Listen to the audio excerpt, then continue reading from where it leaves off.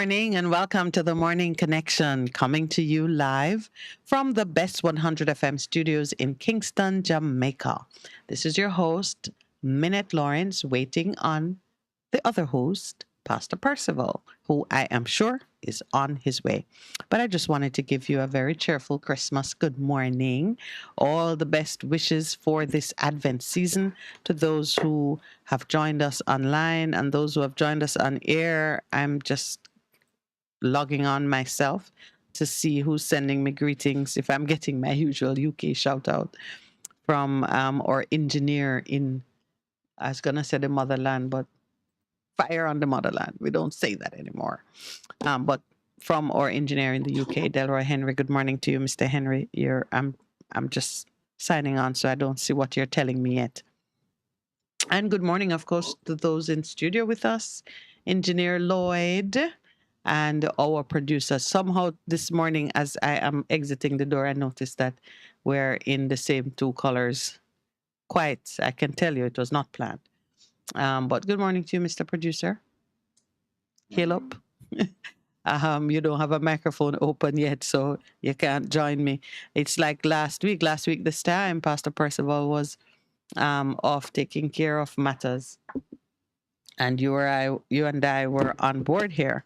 So, good morning all around. There is some good news on the front page of the paper this morning for the taxi drivers and for taxpayers. There's nothing like a little boost of revenue in the public coffers. The government has given those with tickets that with outstanding tickets, they have until the 31st of January to bring their affairs in order. And there's one man who says he has 101 outstanding tickets.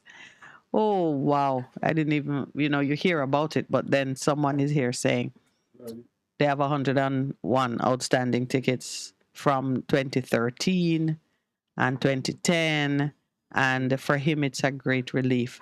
It is a wonderful thing when the people cry out and the government listens. So I give the government A+ this morning for listening.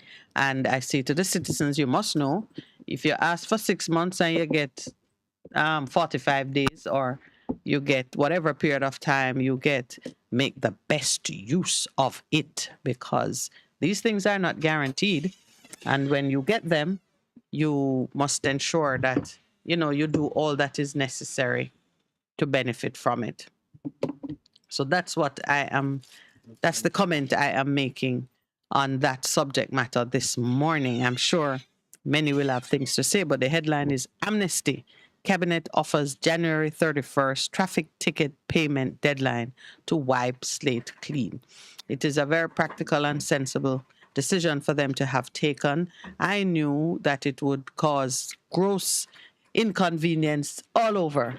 Not the least bit is what would happen in the courts when people show up en masse to pay their tickets, or even if they begin to go to Ellison Road to get their printout or whatever it is that we need to do. Sometimes it just makes sense for us to take a practical decision and one that shows great consideration for the citizen. So A+ to the government for responding, because not only does it make sense and not only does it display mercy, but it is a practical and a beneficial decision. Now they can say that traffic ticket concession could reap millions of dollars for the Treasury, as Justice Minister Delroy Chuck said in July that more than 1 million traffic tickets remain outstanding over the last 5 years.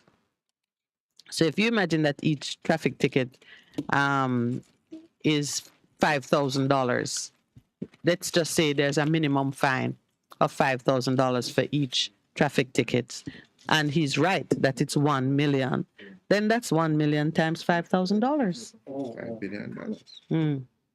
It could go a distance in doing something. Anyway, Pastor Percy is here, so let me just allow him a quick word of greeting. Your time. I feel like a fire shut up in my bones. Sound like that's what was happening to you this morning. Me? Yes. Really? Burning joints? I don't know. I shut up in your bone. You had to say it, but I feel like if I shut up in my bones. Oh. Good morning, everybody. That is what was happening to my friend. If I was shut up in her bones, I have no idea what that even means. You don't remember the prophet? I know the prophet said it, but I don't know what he was feeling. You never know what he feel. You never felt that before in your life? Like a fire shut up in your bones. Oh, God is good. God is great. God is awesome. They said it was arthritis. No, it's not arthritis. We give that up even now, Father, in the name. You know, I am just so very. You're bubbling. No, man. No, you look like you have a fire somewhere. No, man. Good morning, Percy. Something has to give. Yeah. And I woke up this morning with the song in my heart. The blessing is upon you. Aye. The blessing upon you. And so we are so grateful that, and I keep declaring it, and I've come to a simple realization, which is this. God is in control of his world in the midst of everything that is happening round about you. Him still around things. Amen. I saw the time break, the time signal. Oh, you mean we're no longer on air? No, the time signal. Yes. 6:31. We'll be right back. A difference you can hear, a difference you can feel. That's FM 100 on your dial. Keep listening. Seniors, the Ministry of Labor and Social Security is advising that the November 2022 payment under the Social Pension Program is now available for collection. Check your text messages to confirm your payment arrangements. For further information, call 876-922-8007. The Social Pension Program, caring for our elderly. A message from the Ministry of Labor and Social Security, providing opportunity, stability, and social protection. For a better choice in all your electrical supplies, A, authorized 3M dealer and better brand names. B, better service including free island-wide delivery. C, all major credit and debit cards accepted. It's ABC Electrical Sales, shop number 8, Hagley Park Plaza, Kingston 10. Open Monday to Friday, 8 a.m. to 5 p.m., Saturday, 8 a.m. to 4 p.m. We make your electrical jobs as easy as ABC. Call 754-382-528 or fax 754-3659. ABC Electrical Sales, for a better choice. Half a tree, 100, bossy. How do I take taxi start? Chano, I want to tell you, say, at 2 months now, my transmission mash up, and I check everybody and can't hear nothing positive. Yeah, hear me? Yeah, waste all that time I shop around and never call the experts. Winters Auto have them. Them have over 35 years of experience and them diagnose your problem and get back your transmission brand new. For them service excellent and efficient. Trust me, man. Yeah, hear me? Call them at 929-7040 or go to them at 106 Maxfield Avenue, Kingston 13 and talk directly to the boss. Just tell them I'm me send you. You big star. Yeah, man, respect my boss. Try to call him, guys. Trust me.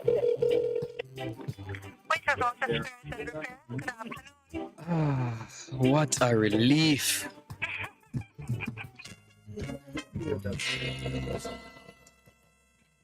Fearless and love more.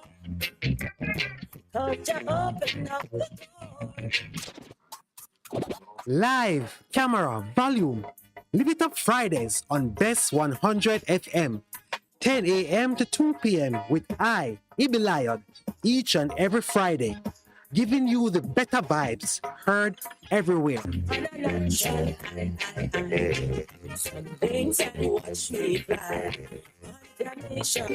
Best 100 FM is the authentic voice of Jamaica, promoting your prosperity with better vibes and better music. Let us promote your goods and services for you. Advertise with us. For more information, call our office at 876-276-8935. That's 276-8935. The Morning Connection is not your usual talk show. We aim to stimulate discussion and chart new paths to self-empowerment.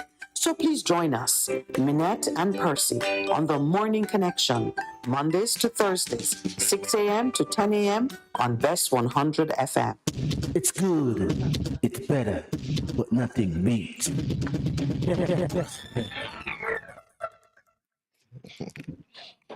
Wow, the blessing is upon you.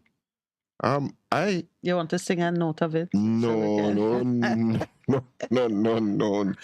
Yeah, no. The blessing is upon you, which continues to be the song in my heart, the theme in terms of this Advent season, this Christmas season.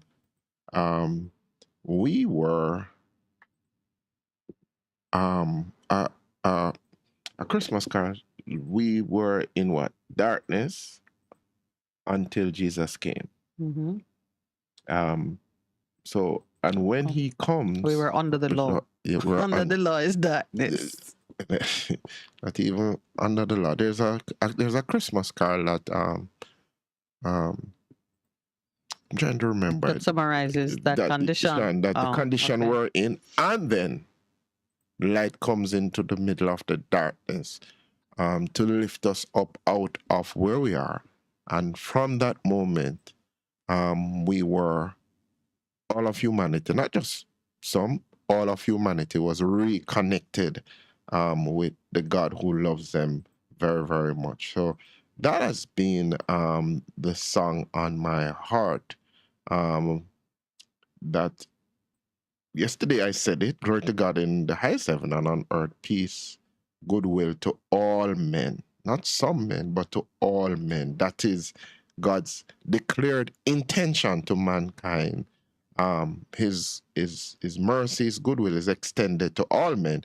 But the question always remains, will you respond to it in terms of what it is that he has extended? So the people that have been in darkness have seen a great light. Does that sound familiar to you? Yes. The people that in darkness have seen a great light.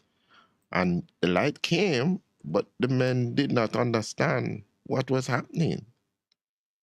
That's in 1 John 1. And the light shines on in the darkness, and the darkness did not understand it or overpour it or absorb it or appropriate it, and is unreceptive to it. That is what happened, but this light is still shining. The light is still shining even today for every single one of us. And we have been saying the entrance of light. The entrance of light brings knowledge. And we will not perish in this nation because of lack of knowledge. What do you think? We will surely perish. No, big thing there. Do you think there is lack of knowledge? Yeah, I think even this amnesty that is there this morning, I think the government saw the light. What do you think? They did see the light. They did see the light. And the light was shining from 2 points and converged. One, of course, is just out of necessity and practicality. Right. Mm-hmm. You know that a run on your institutions is a cost that everybody would have to bear, and it was proving to be unbearable. You mean on the courts? On the courts, on the tax office. Mm-hmm. It's people who have to carry that strain when we sit on our high horse and be unreasonable about things. Yes. It's other people who carry the strain of our excessive behavior. Mm-hmm. So one as a matter of practicality and also revenue. Whoever turns down revenue, people step up and say, I will pay, give me time, I'm ready. Mm-hmm. Come on. You don't say no to that. That's one. And then the other is we administer power with mercy and compassion always in our scope. Can never be too heavy-handed in whatever it is we're doing.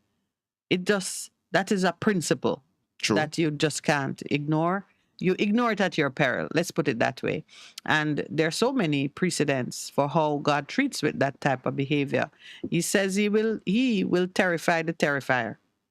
So you've fall in love too much with your job and too self-righteous about the punishment that you have been appointed to execute. In the day of your judgment, and everybody have a day of judgment, in the day of your judgment, the same measure that you use will be used with you. So if you're mean and you said scamooging yesterday. Scamooging, yes. Scamooging. Yeah, if you're mean and horrible in what you're doing, just expect you're going to get the same. And the same honor you give, you will receive. So if you are empathetic and compassionate and merciful, and even when you're doing something that is tough for the citizen to bear, you are careful in explaining it, and you make allowance. You give them a chair to sit down, even as you give them the big bill, so they don't crash to the ground and injure themselves. One day, when it is your time, you will get the same treatment. So the amnesty it makes sense, and I'm glad that the government has listened and did something, although so many persons were speaking against it and seeing it as another sign of lawlessness and disorder in the society, that these people break the law and get ticket and then they must step up and ask for time. As if you can't be convicted of a crime and still plead for mercy. Come on. Right. And so yes, they saw the light. And for me, especially on a Wednesday, when we normally do our declarations, and when we talk about the boils of compassion be opened, and when we talk about people being treated with dignity and respect, it is a little glimmer of hope. It is a little pinpoint of light in the fabric of darkness. Of light, push away darkness. Pushing away something. It's like if you go into a dark room with a flashlight. Yeah. All your enemies can see you. All the enemies can see you, but you have the light. It's the darkness, but that's all right. That's all right. We walk. They need to see you anyway, because you have to infect them with your light and salt. Yeah, but it is what it is, and we give thanks. I don't see. When you say victory, it means that somebody lose. I think of it as a win-win. No, when you, in some people's mind, the fact that I'm victor, it means that somebody has lost. But not me, because I'm claiming victory. No, but I'm just saying in the way that people see it. Really? You have a discussion. I mean, when the argument, that means the other person lose the argument. That's how it go. I don't think about the other person. No, I mean that is your. I won. No, but that is what I'm saying to you, my sister. In the course of discussion, and I'm just taking the point of view from a counseling perspective. You spoke about what does the courts do again? Mediation. Yes. And you spoke about people having a dispute. Right. Now, if you're having a dispute, and at the end of it, you're a winner and a victor, as you would say it. Not me, is you saying it, because in my world, we can have two winners. That's what I'm. No. That's where you're going. No, that's what I'm saying. You can have two winners, but some people saying I win, you lose, and if you are in a discussion or argument with somebody, and the person feel like nothing at the end of it, it doesn't further your cause. So what you try to do is that when you are trying to bring a resolution, you do everybody wins. It's a win-win situation. That's what happens. That's what I'm talking about. Okay, because no, because some people think, no man, I'm not giving up the thing, and I'm saying, hold on, are you not hearing what the person is saying? And this happens too, when you're doing counseling with people. Like two people have a dispute, a couple comes in, and the other person not seeing the other person, what the other person trying to say, and there's no push to get understanding, to put yourself in the other person's shoes. When you put yourself in the other person's shoes, you know what happens to you? You become somebody of mercy, because you are asking yourself, if I was in their position, what would I want them to render to me, even though that I have committed an offense? You understand what I'm saying? I understand what you're saying, and I was really vibing with you on it. Because I know in the way I look at the world, I know that my giving you what you want doesn't necessarily mean that I lose something. I know the things which when I give to someone, it takes away from me in a way that causes a loss to me. I know those things separate from what it means if I allow you to be happy about something. I can, and I frequently do it. I yield to a point that is being made, even if I don't share the same perspective, simply because of how important it is to you. True. It takes nothing from me, and sometimes it's not even something I was looking at. True. But I sense that you're reminding us that it's not every confrontation that requires a painful yielding. Right. You can step on your foot and you're vexed because I never tell you, Sorry. I didn't acknowledge you. Me acknowledging you takes nothing from me. But if you go on to smack me and you know, then now the original offense may even get forgotten in what we are doing Entails as a after. consequence. Yes, right. And you know, many times we talk about do we go back to the history? Like yesterday a caller said, people need to let go of the 70s, or some people are still carrying trauma from the 70s regarding guns and who put guns in the hands of citizens, you know, the politician and the guns. And I was listening to it and saying, yes, there is a need to not carry like a grudge and a he said, she said, your fault, my fault kind of narrative into current day happenings. But at the same time, it's important to know the beginning of a thing.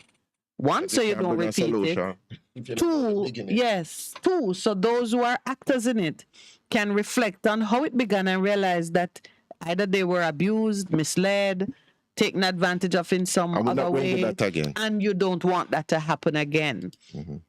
You see, we may think like right now there's at least one MP who said all eligible citizens should get a firearm permit, and I guess he would force, though he would be forcing them to take up arms. Now, a person might fall into, may say that's a good idea, and join that call without recognizing that. And when they join it, they may say, this is pursuant to citizens having an entitlement to secure themselves against predators. And see it as an expression of freedom. And like in the US, you hear them talking about the right to bear arms, and they treat it as if it is the right to life. They put it in the same. They put it at the same level as one of their, you know, fundamental rights. It's a right to life. When you examine it, and you recognize that the beginnings of it was the necessity to be in a position to safeguard your territory at a time when there was no state-funded security, there was no, people were not united on some common principles for public safety. You know, a marauding band of thieves could just come into your homestead, pillage, rape, plunder, whatever, and you could not be comfortable or confident that anyone would come to your aid. And those of us who used to watch frontier movies and see Native Indians and the pioneers, you know, go at it as the land was being stolen. We never even know the land was being stolen. We associate ourselves with the people who looked dressed in a fashion that was familiar to us, and we never realized that we should have been associating ourselves with the Indians. But you understand what I'm saying? And you create this narrative, this context of securing yourself and protecting yourself against primitives. And that becomes the foundation of your protection for that right going forward. In Jamaica now, if you are calling for persons to be armed, what you're doing is conceding victory to the lawlessness that has supplanted the order that should come with a police force that is effective, security leadership or ministerial leadership and administrative leadership that is effective and that is competent and consultative and does its job for the people. That's what we'd be doing, you know. When we say we are going to arm ourselves, we're conceding defeat.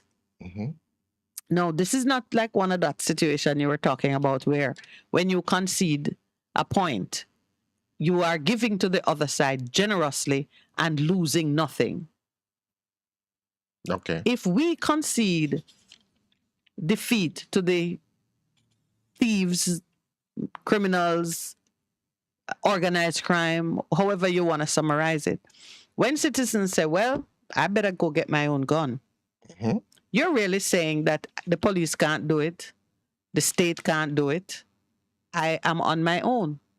And once you begin to think in that way, I'm putting it to you now, the psychology student, once you take away that responsibility from the state, it becomes easy for you to take something else.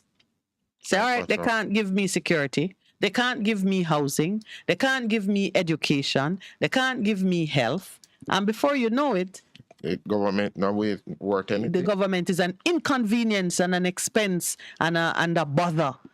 And you will not want to pay taxes. You won't want to participate in what they're doing. So we have to fight that urge to concede defeat on some critical points.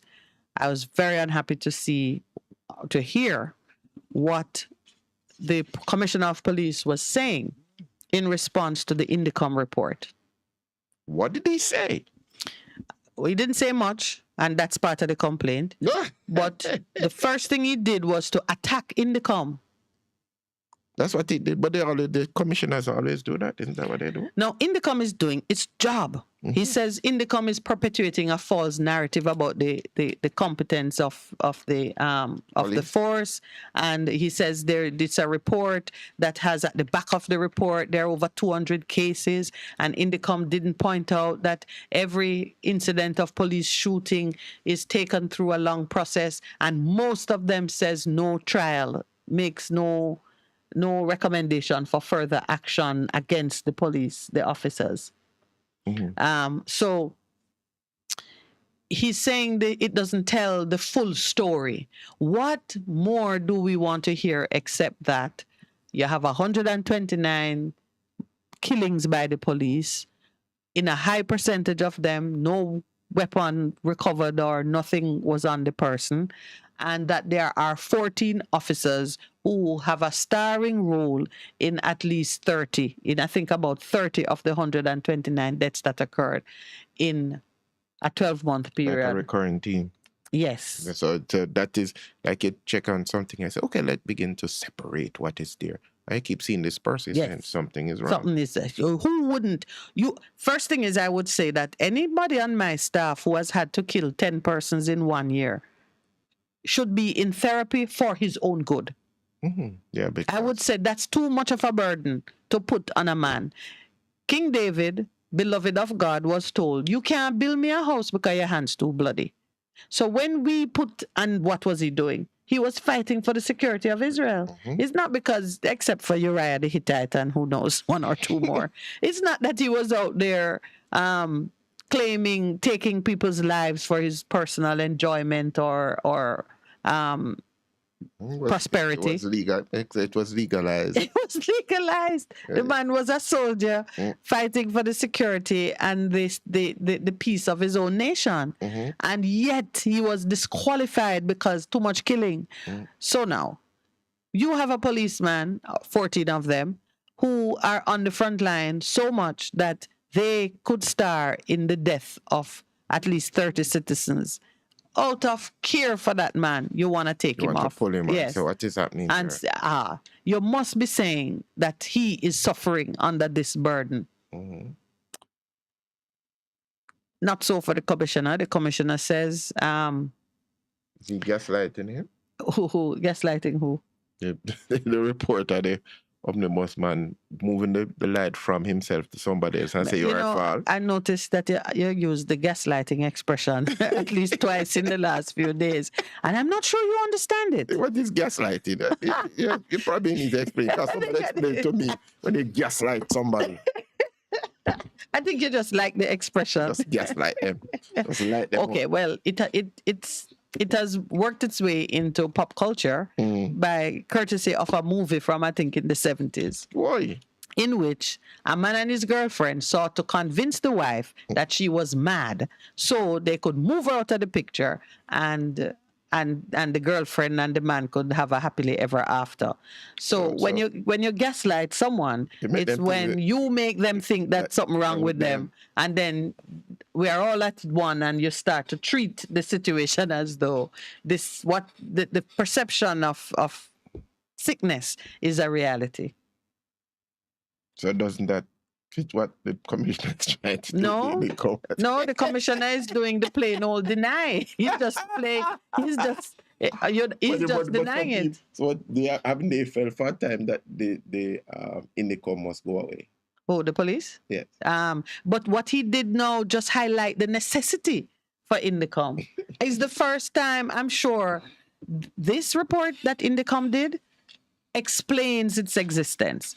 But at the same time, to the citizen, to me as a citizen, it also denies their credibility in the sense that what you're doing out there, is this the first time you're noticing that there are 14 policemen that you should have been saying to the commissioner, remove these men? So that you think that's what they should have said to him from a long time? They ought to have the same thing them doing here, because these are not new facts. They did a study that look at activity over a period of time. You would imagine that every 6 months, 12 months, whatever, they would have a cycle, even for the well-being of the officers. To say, why is it that Percy name keep coming up? Yes. Is Percy okay psychologically? Even for the well-being of the officers. Yeah. So that's what you were saying. That's what I'm saying. That the person names keep coming up over and over and over and over again. Something is wrong there. This happened here, this jurisdiction, and Percy, like Percy is in Kingston, then they say Percy in St. Anne. and a trail of blood behind Percy. And you see Percy going and you're asking yourself, hold on. Yeah. Something is wrong. Yeah. Yeah, because if you speak to anybody who kills somebody for the first time, whether it is in self-defense or you are line of duty or whatever, it stays with you. It stays with you. It stays with you. It stays with you. Yeah. It's unfortunate. Yeah.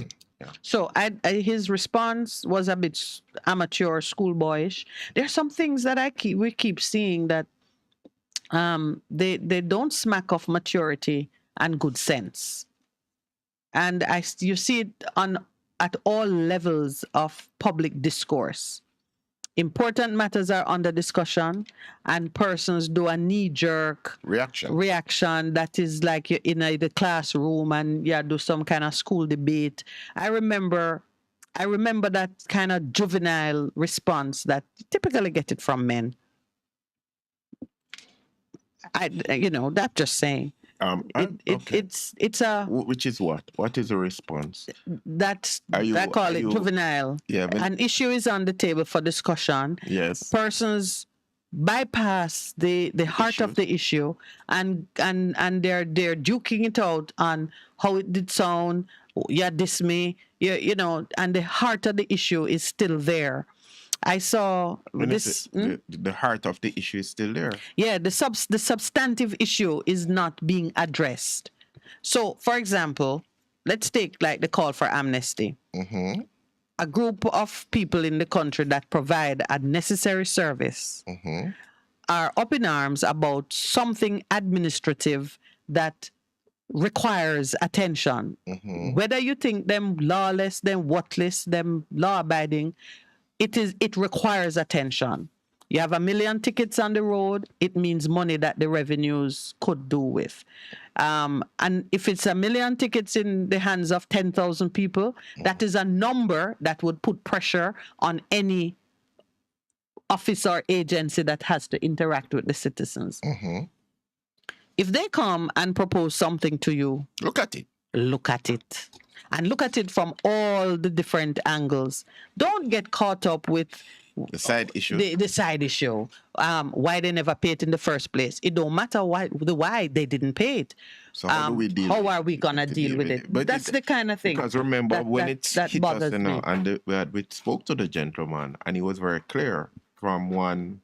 Yes. It was very clear because to my man, I asked why thing, and then he explained. He says, "No, we're not saying we don't want to pay.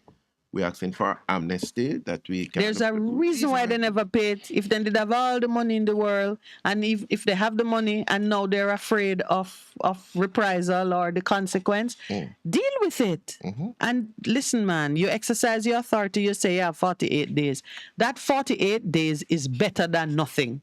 Yeah. Those who can qualify will put in the effort. And after that, you know what I love about a compromise?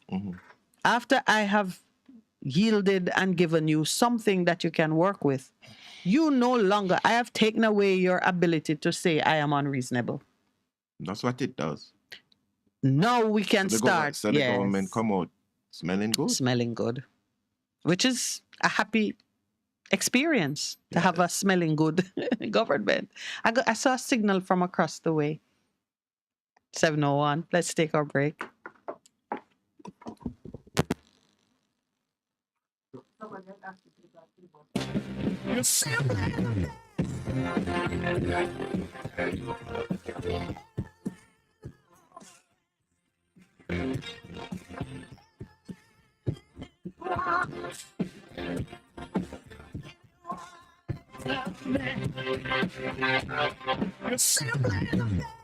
Best FM 100.5 on your dial. Keep listening. If asked the question, what is Jamaica's greatest achievement since independence, what would your response be? 60 years is a long time, and the country has seen many high points and attained several notable achievements during the period. Among them, fostering a spirit of entrepreneurship among citizens, as well as the ongoing development of a strong public education system. Bobsled legend and developmental economist Dr. Nelson Stokes recently joined Vaughn Davis, host of JIS Radio's discussion program Studio 58A, to discuss some of these achievements from an economic growth and development standpoint. Here is an excerpt of their discussion. From where you sit, looking at the country, our country, and you start listing off the accomplishments and achievements that register for you, what comes to mind? From an economics point of view, I think we have challenges, but I think among the things that we, as a country, we need to be proud of because I've seen alternative approaches, is a culture of entrepreneurship. Some people may say, well, this is just a hustle and it's bend down plaza and it's a higgler all the way up to corporate entrepreneurs. They coming out of slavery and the peasantry and having a piece of lot. You know that up to 20% of the currency that was in circulation in Jamaica immediate post-emancipation was by slaves. You know, they met the knife and fork and, you know, the cutlery and repair your horseshoes and so on. So I think up to now, that spirit of entrepreneurship is what defines Jamaica. No, by the way, that's the same spirit of entrepreneurship that manifests itself in scamming, which is not a good thing, right? Well, I mean, when you think of somebody with three CXC, masterminding, global scamming, it says two things, nothing wrong with the child or the person. Absolutely. A and B, the country needs to find a way to shepherd that enterprise, that individual enterprise, in a way that is more constructive and that benefits that person's family, community, and the country better. So I think that entrepreneurship is a big win. The curious thing about it is that regardless of, you know, how persons feel about the abilities or maybe the opportunities that are available in Jamaica, one thing that is not in doubt is that the quality of our education system is top tier. We produce persons who can go on and sit at any table in this world, whatever. Yes.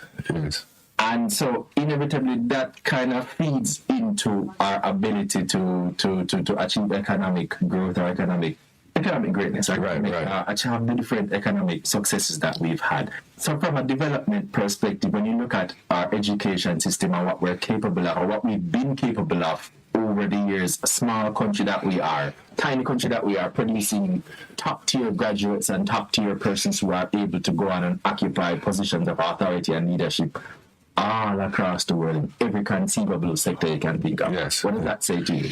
Well, look, so there is no question that the quality of education, despite what you're hearing, I'll get back to that, the quality of education in Jamaica is outstanding. And I'm maybe freaking out when I say that. What we have is an uneven system, meaning to say that for every one person that we're, and this is just by way of an example, every one person that we are producing is leaving high school with 6 ones in Cape or whatever it is. We're leaving 100 or 1,000 behind who are struggling to read and write. But we need to start from the basis that nothing is wrong with our children, and if that there is a fault, it's a fault in our economic structure and incentives, because these same people are going overseas and excelling. That's true. Bobsled legend and developmental economist Dr. Nelson Stokes in an interview with host of JIS Radio's Studio 58A, Vaughn Davis. Be sure to catch the full interview on our YouTube channel. And of course, don't forget to like, comment, and share.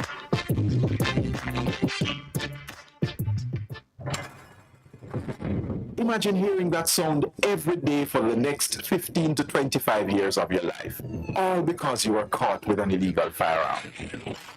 You could even face life imprisonment for trafficking, stockpiling, or manufacturing a firearm. Your life is a promise, with the freedom to thrive and prosper. Don't waste your life, Panamatic. A message by the Firearm Licensing Authority of Jamaica, an agency of the Ministry of National Security. A production of the Jamaica Information Service, the voice of Jamaica. A difference you can hear, a difference you can feel. Best FM, keep listening. Seniors, the Ministry of Labor and Social Security is advising that the November 2022 payment under the Social Pension Program is now available for collection. Check your text messages to confirm your payment arrangements. For further information, call 876-922-8007. The Social Pension Program, caring for our elderly. A message from the Ministry of Labor and Social Security, providing opportunity, stability, and social protection. It's the season of giving, and the SOS Children's Village is proudly celebrating 50 years in Jamaica.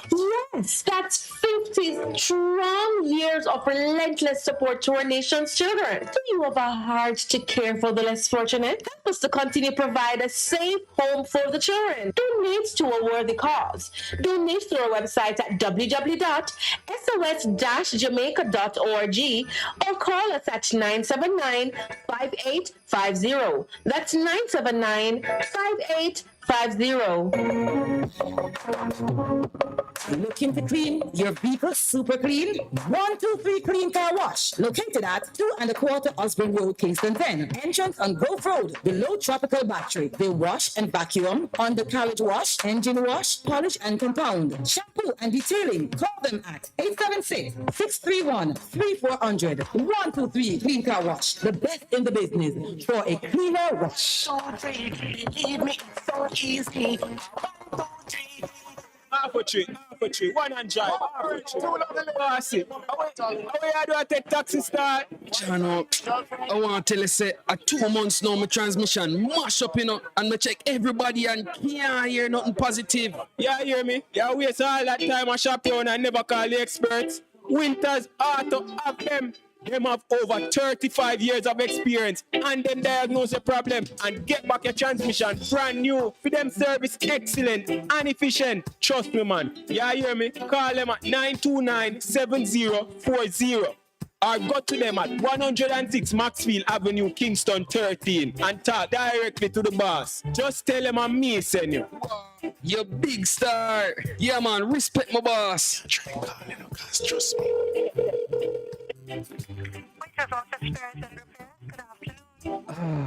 What a relief. For a better choice in all your electrical supplies, A, authorized 3M dealer and better brand names. B, better service including free island-wide delivery. C, all major credit and debit cards accepted. It's ABC Electrical Sales. Shop number 8, Hagley Park Plaza, Kingston 10. Open Monday to Friday, 8 a.m. to 5 p.m., Saturday, 8 a.m. to 4 p.m. We make your electrical jobs as easy as ABC. Call 754-382-528 or fax 754-3659. ABC Electrical Sales, for a better choice. What should a taxi service do for you? On-Time Taxi Service is more than just a ride to the other side of town. They offer clean and spacious vehicles, reliable service, and promise to always look out for their customers. They'll come when you call and take you where you want to go on time. From anywhere you can call us at 926-3866. We are something special on the road. Veteran Printers for all your printing needs. We specialize in calendars, flyers, brochures, and more. Call us today at 968-7506. That's 968-7506. Or visit us at 4 East Bloomsbury Road, off Hagley Park Road. Veteran Printers, your best choice for printing.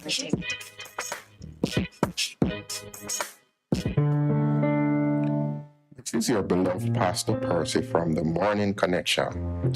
Support our commitment to Jamaica by joining us on Wednesday mornings at 7:30 when we pray for the nation. Trust you care. Advertise with us. For more information, call our offices at 876-276-8935. The Morning Connection is not your usual talk show. We aim to stimulate discussion and chart new paths to self-empowerment. So please join us, Minette and Percy, on the Morning Connection, Mondays to Thursdays, 6 a.m. to 10 a.m. on Best 100 FM. It's good, it's better, but nothing beats.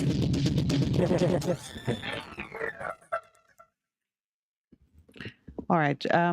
Welcome back, and thank you, of course, for joining the Morning Connection with your hosts, Minette and Percival, coming to you right here from Best 100 FM in Kingston, Jamaica.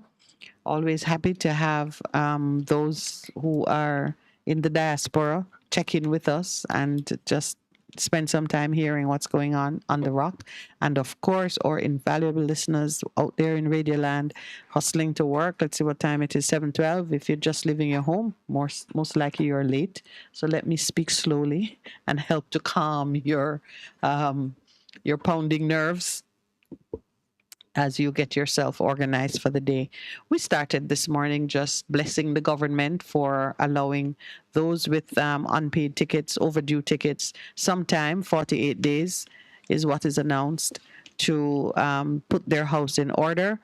We say it is a blessing because it reflects a merciful, compassionate response to the call of citizens who are having an issue.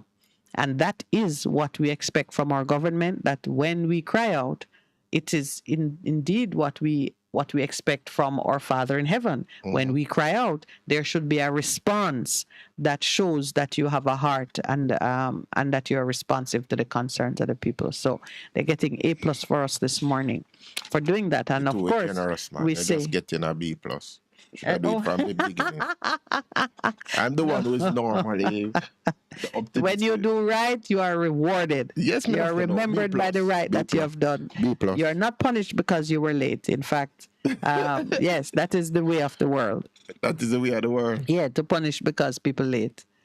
No, you've come in and you've come in. You've come in. You never, but you know, we just I give good points what for that. has happened. You remember. Yes. Initially, it was wrong and strong. We now do it, but not, and then it looks like good sense prevailed. Yes, good sense and for the benefit of the revenues too, because they will come and they will pay. So that is good. So then get a B+. But more than anything else, I see it too as a possible blessing for the sector overall, because when people are impeded in their ease of movement, it affects productivity and it affects customer service too, because people get to work late and then cross, and overall it is just not a good thing. So I've been $1 billion. You're saying $5 billion. $5 billion, right? I've been looking at. Someone had asked me to look at Uber in Jamaica, and I did, and I even called the transport authority to get a sense of what the policy was in relation to Uber as a business in Jamaica. I want to make a few comments on it because in a short while we are going to just step back and do our prayer. Now, if you've been looking at the innovations that technology has brought to every industry, every human activity has been impacted by the advance of technology one way or another. And those who watched the rise of Silicon Valley and other places where investment in technology companies and so on became the order of the day, you will know that to every activity, there's an application using modern day technologies that becomes a business, a value add in addition to the main activity. So, for example, in telecommunications, you've seen how technology has made it possible for you to get your video, your music, your and it has, it has caused a convergence of activities in a single delivery mechanism that means you can do things cheaper and get greater value for the same activities. It's made it more accessible, and it has added a richness to the pockets of many. Right, and has caused me some trauma, but it's not about me this morning. So you've seen how technology can improve things. In the field of transportation, here's how technology has impacted things.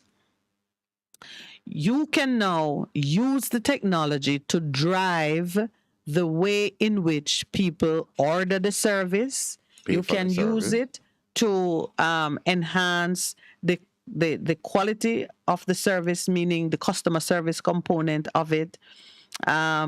Just imagine you're sitting in the back of the car and you can, from the back of the car, select a movie, choose your own music, lock off communication or engage in communication with the driver. You can, in the back of the car, behave as if you're right there in your own private space. Through the use of technology, you can make phone calls. Some cars have Wi-Fi. Technology has enhanced your enjoyment of a very common service that used to be boring and time that you would say that you lose time in traveling. These days, you can log on and be at work during your travel time. You can gain productive hours through the use of technology. Similarly, the technology can enhance safety because now there's an independent service that is tracking your movement, meaning you get into a car, there is a service somewhere that knows who got into the car, who is the driver, where it's going, and at any point along the way, the technology can say you are 5 minutes from arriving. If you take a different route, somebody can say, where are you going with the lady? Safety. Uber is one of there are many of other companies. In Jamaica, some people have come like InDrive and those things. Lyft. Yeah. There was one that a friend of mine was launching, and what was the name of it again, Lowell? I don't even remember. It was ride applications. There's another. That is what the Uber concept is based on. Yes. Yeah. So there are many rideshare applications. The truth is, a rideshare opportunity is when you and your neighbor decide that, okay, this week you take the kids and we all drop off each other or whatever, and you do a rotation. So now you can use the technology to organize it. So Uber is not a transportation company. Uber is not a taxi service. Uber is a technology company that does all the logistics. They're really a logistics company for people, moving passengers. They create a network through which persons who are interested in either being the rider or being the driver can meet and share. What they've done to give value to it, of course, is to set standards. Oh, they set standards. I thought Yes. that's a money making thing. They not make money off it? Every technological application involves an exchange of value. Okay, because why I asked the question. So But how you make the money is it's different. That's Okay. why I put it that way. There's an exchange of value. Some persons participate, like YouTube. When you upload your content to YouTube, you don't pay YouTube to put it there. And YouTube don't pay you to have it there. If you are able to be a platform for the promotion of goods and services for third parties, third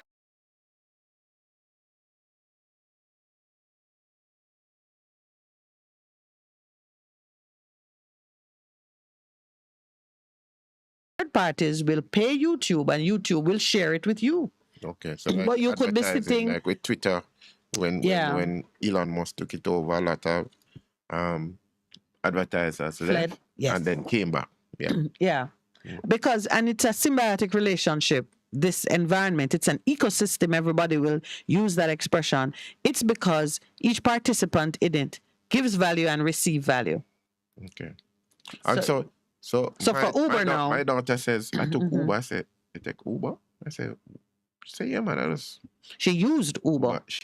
Yeah, I mean the proper, when you understand what they are, you just use the app get to a ride find home, yeah. who's closest to you that can give you you can drive with, and you make a payment. Now, what Uber does that is of value, you pay through the app. Unless there's like when we were in another country, we discovered that there is a limit to the amount by cash that you can pay directly. If the ride is of a certain value, you have to pay through the app. Okay. If it's like, if it's $10, you can pay cash. But if it is $200, you gotta pay through the app. They're not letting no driver go pick up nobody for more than a certain amount without payment having been guaranteed. So Uber is good for drivers who don't want to have cash on them, so somebody can hold you up and take away your money. You pay through the app and Uber settles with you. Okay. But the value they add is the standards. They do background checks on the drivers. Also, I can't just say I want to. No, yeah, you'd have to apply to be a part of the service, subscribe to the service. They conduct background checks. They ensure that identification is known and in place and so on. And what I was looking at was the insurance, how they handle insurance. Because if I book the ride through you, I am not looking at the driver to secure me if there is a negative happening. They advertise globally that they provide, that insurance is provided.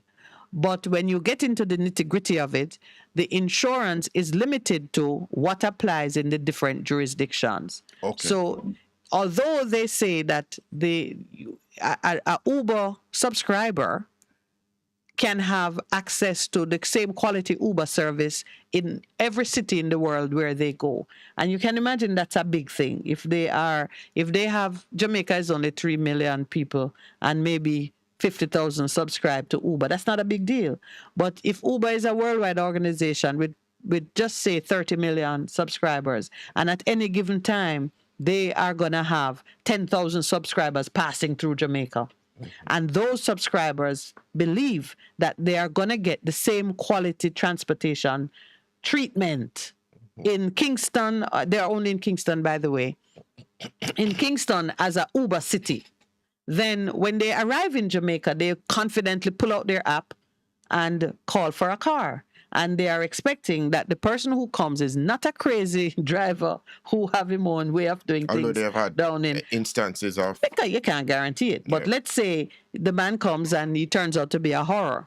You can rate his service and he's dropped from Uber's subscription service.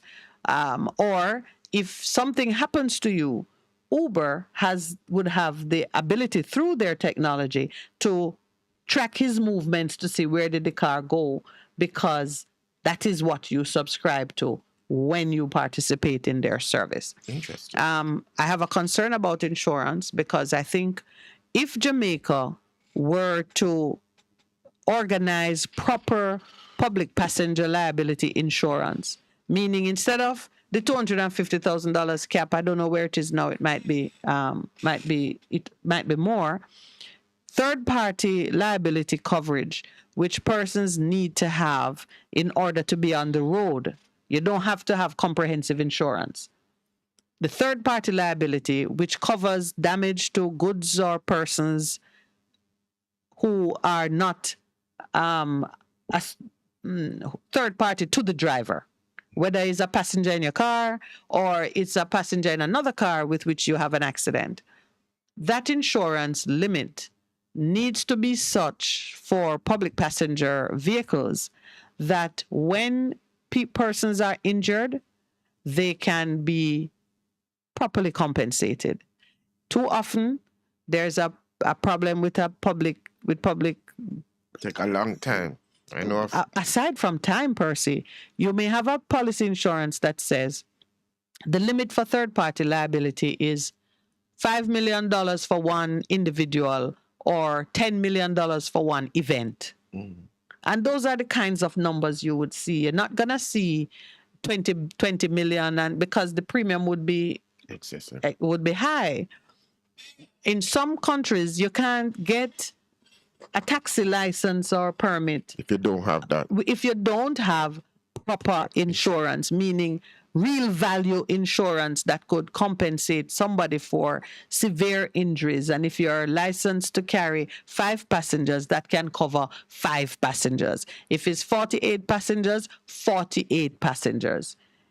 Were we to price or set limits for insurance that were realistic to the likely cost, then you would have far less permits being issued and drivers on the road. I believe that were we to address the issue of insurance for third-party liability and for public passenger vehicles, you'd have less carnage on the road. So you are making a promo for what is happening with the passengers, the carnage on the road and the transportation, yes. Because we have to look back at insurance because we are 455 and it was 487 last year. I noticed they stopped putting it out there because it was 300 and something. Listen, man, look how many have died in just the 4 persons have died. A taxi was involved. What you think that going to mean? Oh, jeez. Yeah. So it's been in my thoughts that that's something the transportation sector needs an overhaul that looks critically at the cost of insurance. And the state has an interest in doing this, in spearheading it, because one, it is legislation that introduced as a mandatory requirement the placement of third-party liability. You can be on the road with only third-party liability insurance because they're seeking to protect third parties. You carry your own risk. Now, in our in our whole country arrangement, the only we're gonna say person, it's a juristic person in this case. It is only the government that can self-insure. Okay. Meaning everybody else have to buy a policy of insurance. The government can self-insure. So government have responsibilities to ensure that there is a safe system of transportation that can move workers, that affects productivity, that can move people. It's a movement for proper public transportation. Yes. But what I've realized is that if you make the public transport permits too expensive, then it immediately some people can't renew, gonna be disqualified from the sector, and you're gonna have either an increase in the unlawful, what has happened, running, and you still have that, or government will have to step in and ensure that there is a working transportation sector that can move the mass of people to keep productivity going. And that to me is one of the things that what happened JUTC, it was such an excellent thing, and it has just gone to nothing in terms of disrepair, not being preventive. So the same taxi drivers and bus drivers that are being disparaged over the ticketing, they're very important in the scheme of things because we don't have enough public transportation. And I wonder if it was state-provided public transportation. I wonder if it was, I can never forget Mr. Fletcher, the guy he was a guy who came from overseas, set up the service, was going and it was moving along. If there was not from governments a deliberate thing to let it run down, to allow other things. I just think about it. You're you know, so cynical, my brother. I just wonder about it. We're gonna be praying in a little while. We'll deal with cynicism. But you are left wondering why? Because why would you let a good thing just fall to the ground? Because you have said on this program that when Campbell was there, was fixing it up and then and change. They had their promotions and then you see this gentleman come in and they say, "Oh, we pick up a big scam on the petrol thing." And one man, when he picked up a scam, he was fired, and this man talking about it, and he still having job. Yes. Oh boy. Good time to break and then go into prayer for the nation when we return. Please stay with us. We're gonna be right back. A difference you can hear, a difference you can feel. Best FM 100 on your dial. Keep listening. Seniors, the Ministry of Labor and Social Security is advising that the November 2022 payment under the Social Pension Program is now available for collection. Check your text messages to confirm your payment arrangements. For further information, call 876-922-8007. The Social Pension Program, caring for our elderly. A message from the Ministry of Labor and Social Security, providing opportunity, stability, and social protection. It's the season of giving, and the SOS Children's Village is proudly celebrating 50 years in Jamaica. Yes, that's 50 strong years of relentless support to our nation's children. Do you have a heart to care for the less fortunate? Help us to continue to provide a safe home for the children. Donate to a worthy cause. Donate through our website at www.sos-jamaica.org or call us at 979-5850. That's 979-5850. One and drive.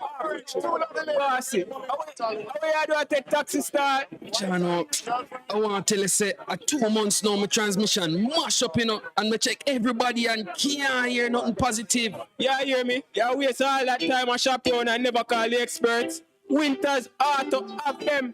Them have over 35 years of experience and then diagnose the problem and get back your transmission brand new. For them service excellent and efficient. Trust me, man. Yeah, hear me? Call them at 929-7040 or go to them at 106 Maxfield Avenue, Kingston 13 and talk directly to the boss. Just tell them I'm me, senior. You big star. Yeah, man, respect my boss. I'm trying to call you because trust me.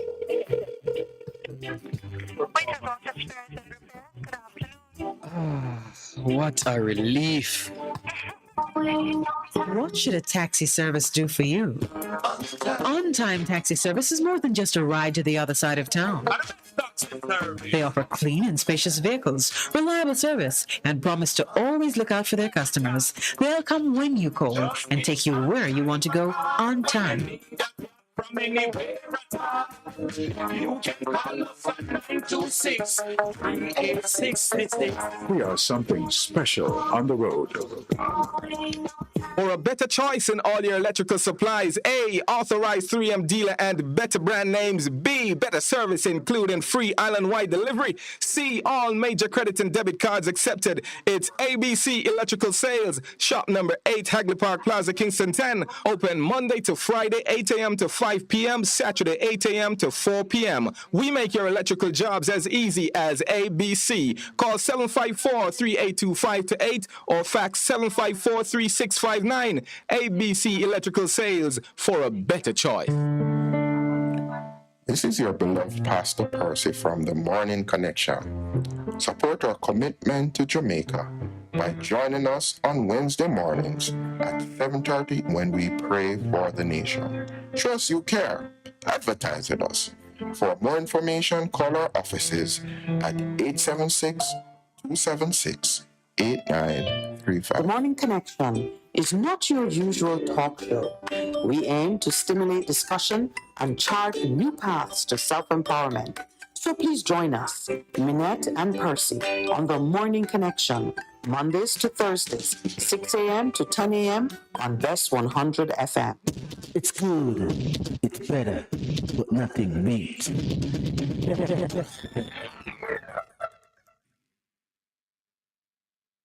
Good morning. You know, as we come to pray for our nation, one of the things that is very, very clear in my own mind as we pray, we continue to pray for order, for clarity in regards to the affairs of the nation. We continue to speak in regards to repentance, which is a change of mind and mindsets to move from where we are at to where we need to be and where we need to go. And this morning, as in preparation for what we have said and what we have spoken over the nation, it's close to 18 months now. It's about that. We've started doing the prayer for the nation. It's something like that, you know. And one of the things is that when we come, and the first song that we'll be playing is just affirming who God is. And he's all by himself. He's not in need of anything that we can do or say. And so in Hebrews, it speaks to the fact that if you come to God, you must first believe that he is, and he's a rewarder of them that seek him. So we're going to open with that song, and then I'm going to go into prayer.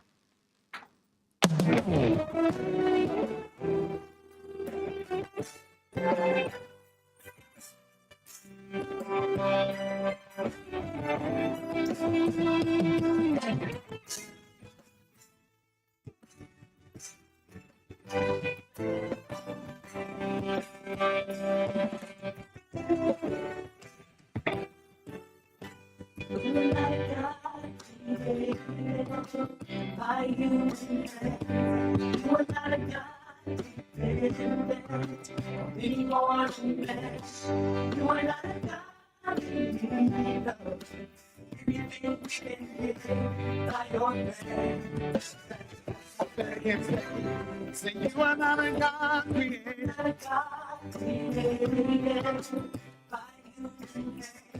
You are not a God dependent in one mess. You are not a God in need of anything by your hand. Come on, you lift up your voice tonight and declare you are God. You are God.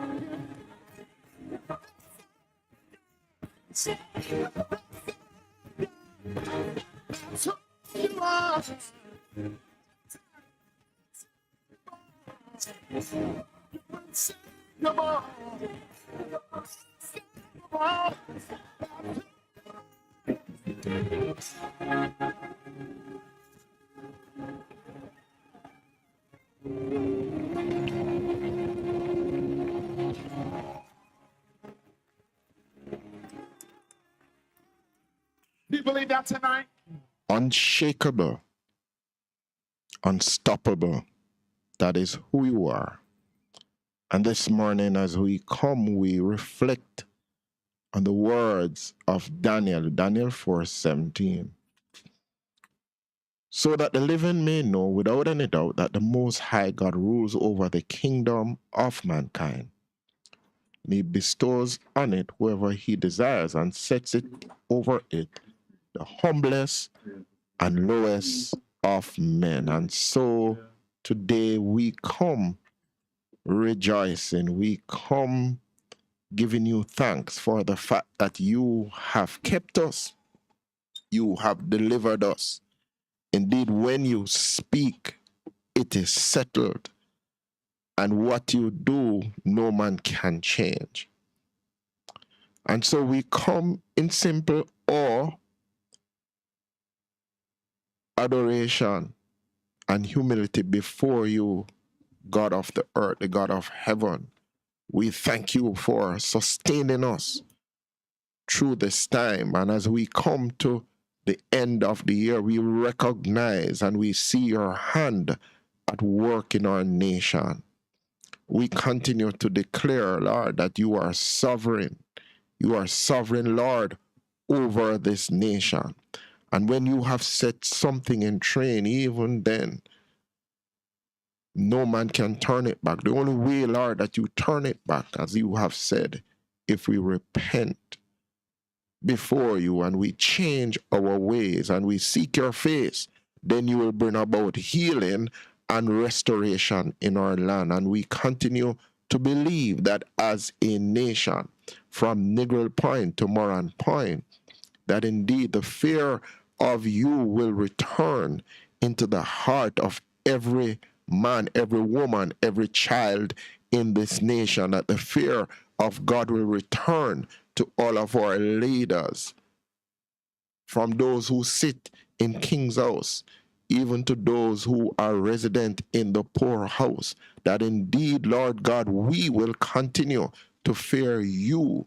And those of us who have lost the fear of you, God, it will return to us, because your word declares that the fear of the Lord is the beginning of all the wisdom that we need and we seek as a nation in terms of the ills that are affecting our nation at this point in time. So let the fear of the God of the universe, the fear of God, return to the heart of every man, every woman, every child in this nation.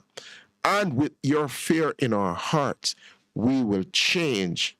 We will repent of the evil, Lord, that we have done one to another, the evil that we have done to the children in this nation, the evil that has been done by our leaders towards the people.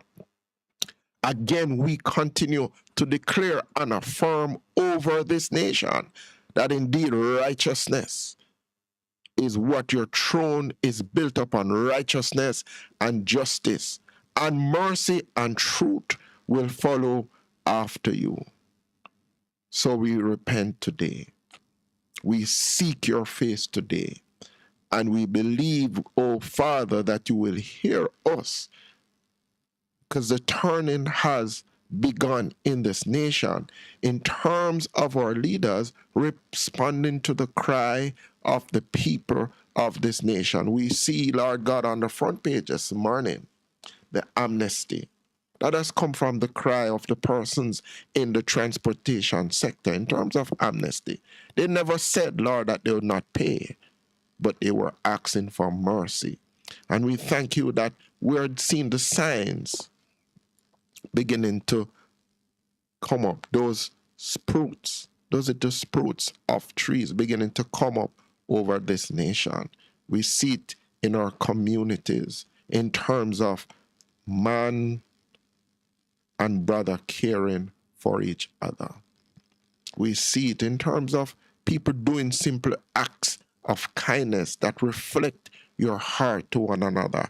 And we again declare and we are affirming in this nation that love of God returns because of fear, but love of each other is returning because the fear of God is in our nation. And we declare that over our nation, a tsunami of love, Lord, across this nation, in every nook and every cranny of this nation, in every community, in every inner city.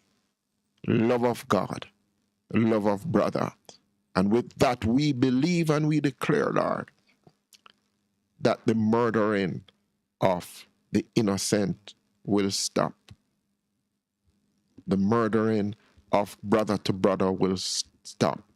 That indeed understanding and peace and love will be the hallmark in every community in this nation. We are just declaring that over Jamaica. And again, we give that gift to each other, the gift of love, the gift of kindness, the gift of decency, the gift of honor to each other in this nation. We thank you for what is happening in families, that indeed you are turning the hearts of the father back to the children in this nation, that families are coming together, families are being reconciled, because we recognize that families indeed are the building block of our nation.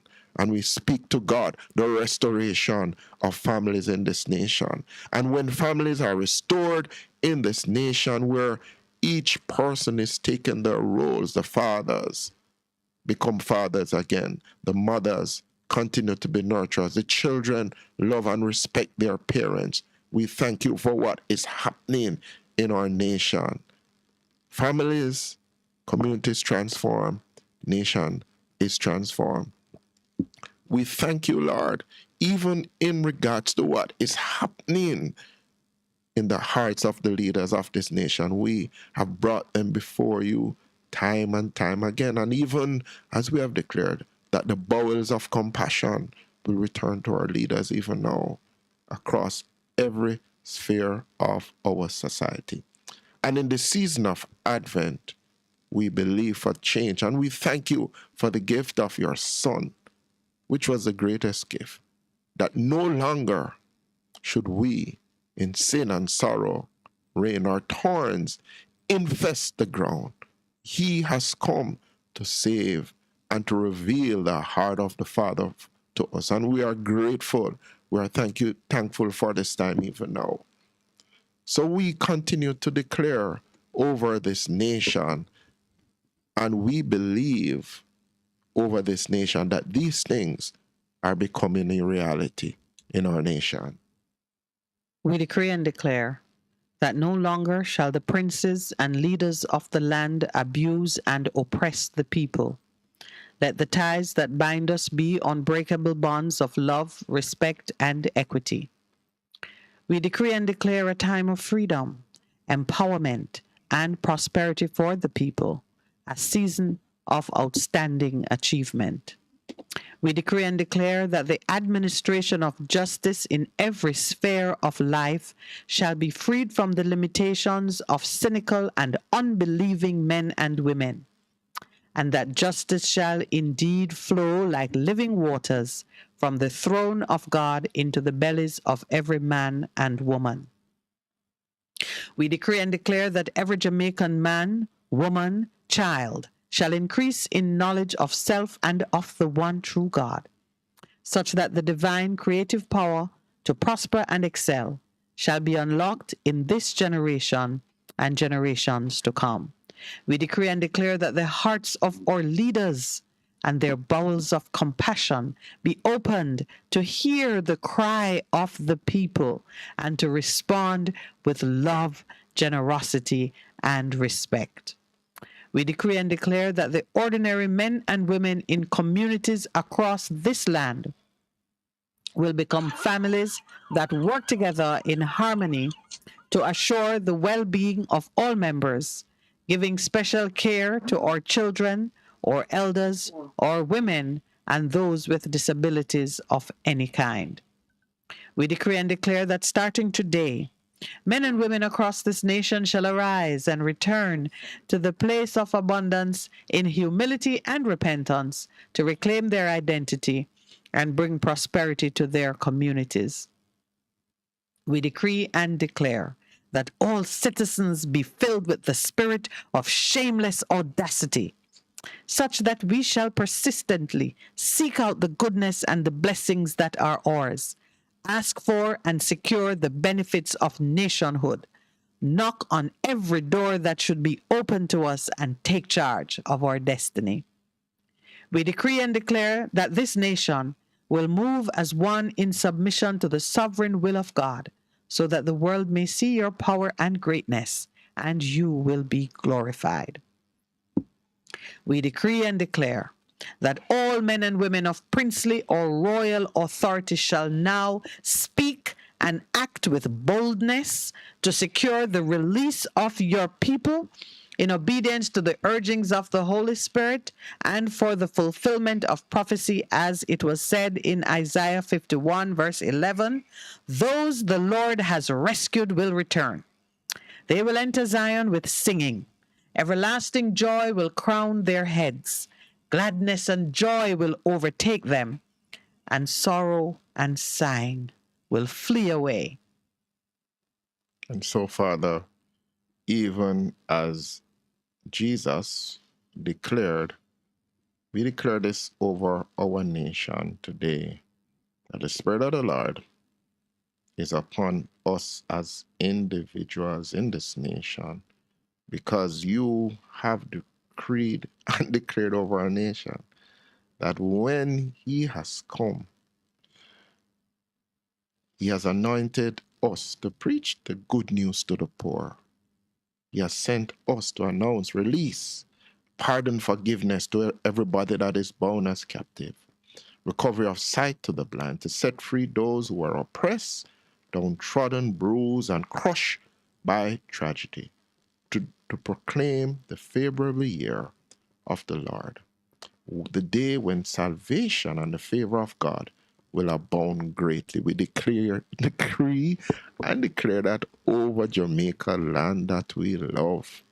And we are expectant, we are believing it, Lord, that, as I've said before, the shoots of the new beginnings we are seeing in our nation, because indeed you are empowering us by your Spirit, and we are believing you for it, and we are expecting it to happen in our nation. We'll see it in our lifetime.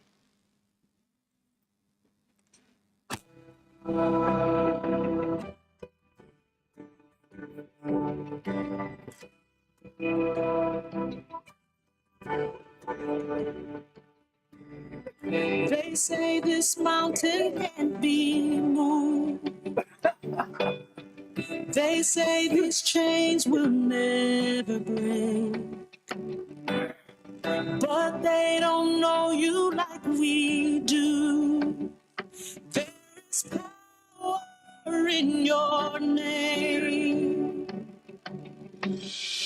We've heard that there is no way through. We heard the tide will never change. They haven't seen what you can do. There is power in your name. So much power in your name.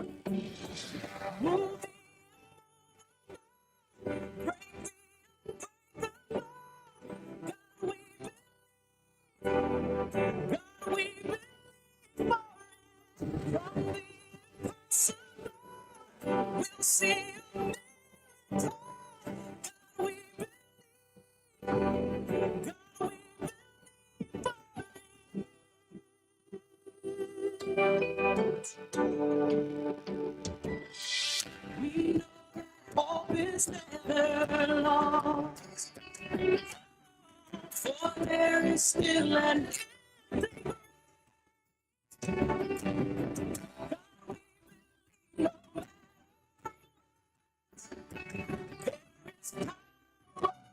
in your name. So much power in your name.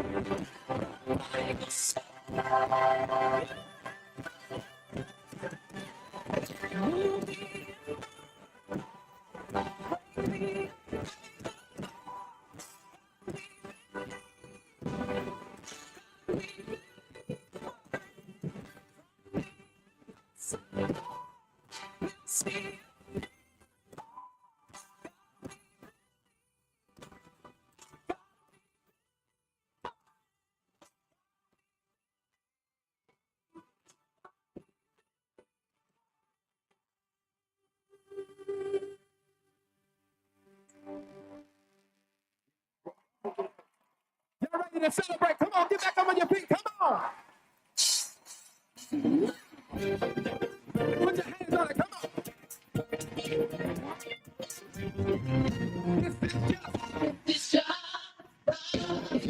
It's a year of refreshing.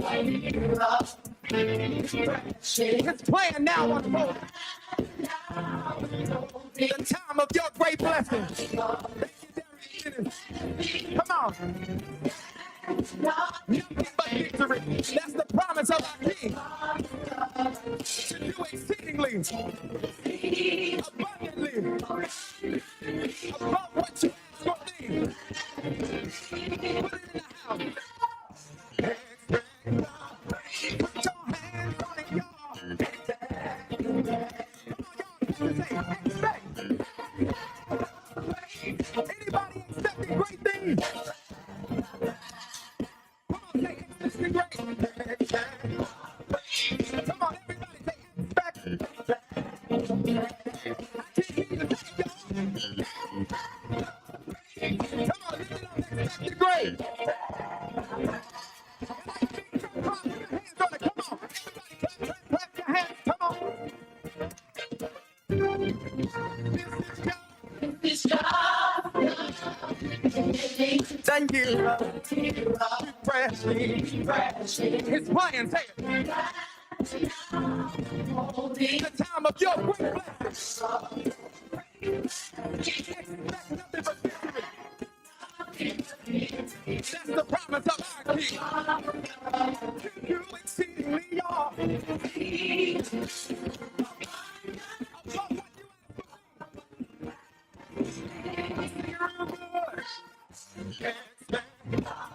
I wish y'all could put your hands on it and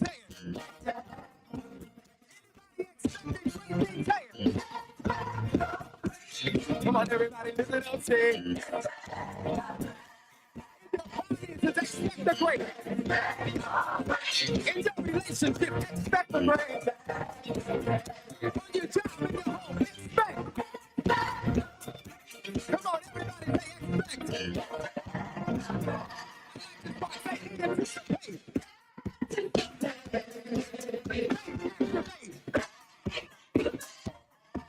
This is your year.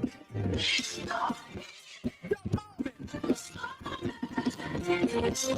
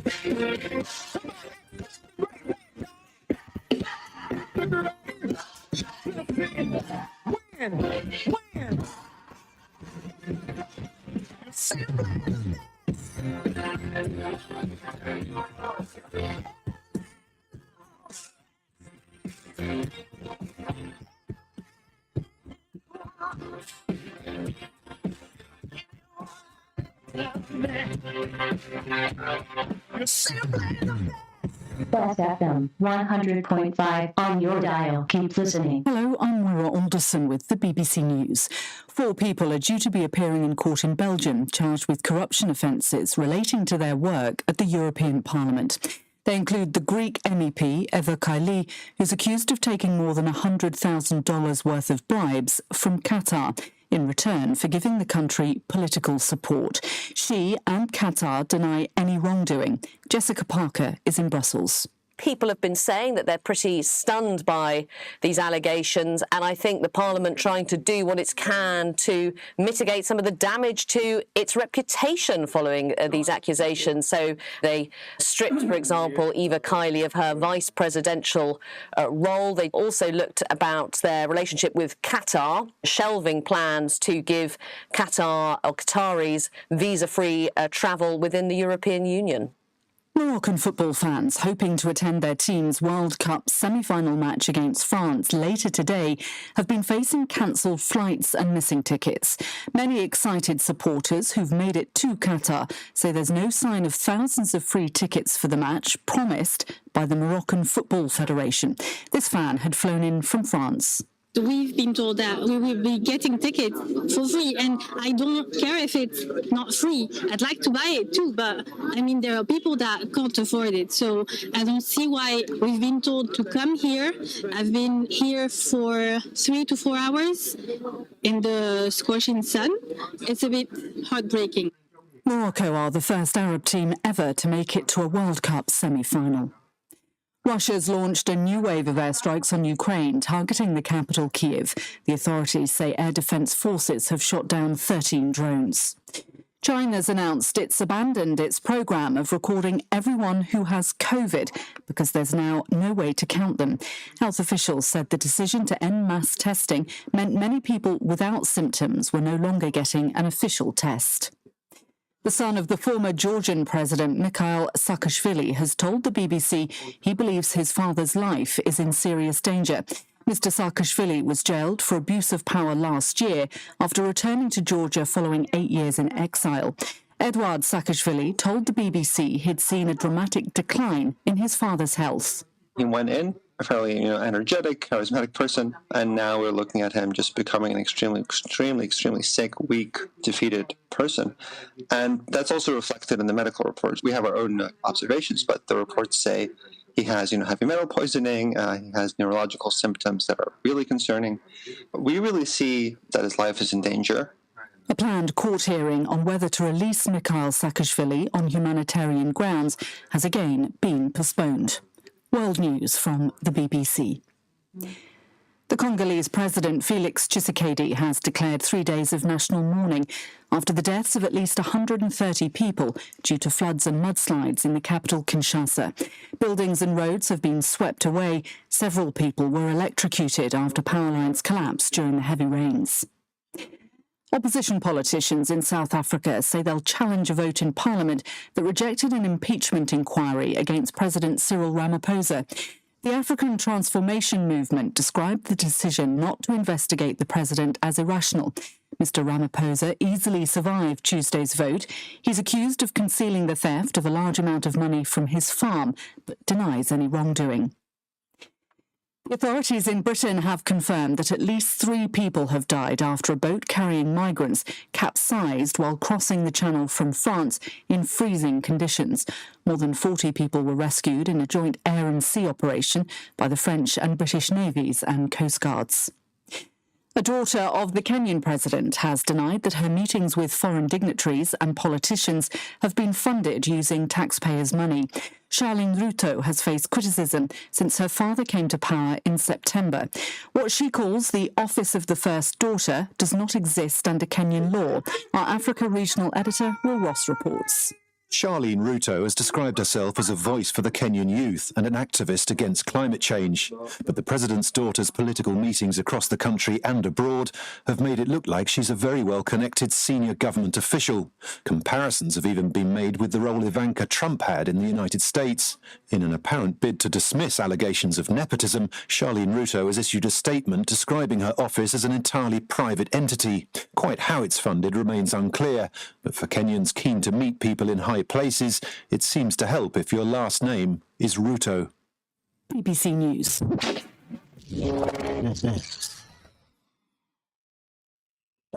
Seniors, the Ministry of Labour and Social Security is advising that the November 2022 payment under the Social Pension Program is now available for collection. Check your text messages to confirm your payment arrangements. For further information, call 876-922-8007. The Social Pension Program, caring for our elderly. A message from the Ministry of Labour and Social Security, providing opportunity, stability, and social protection.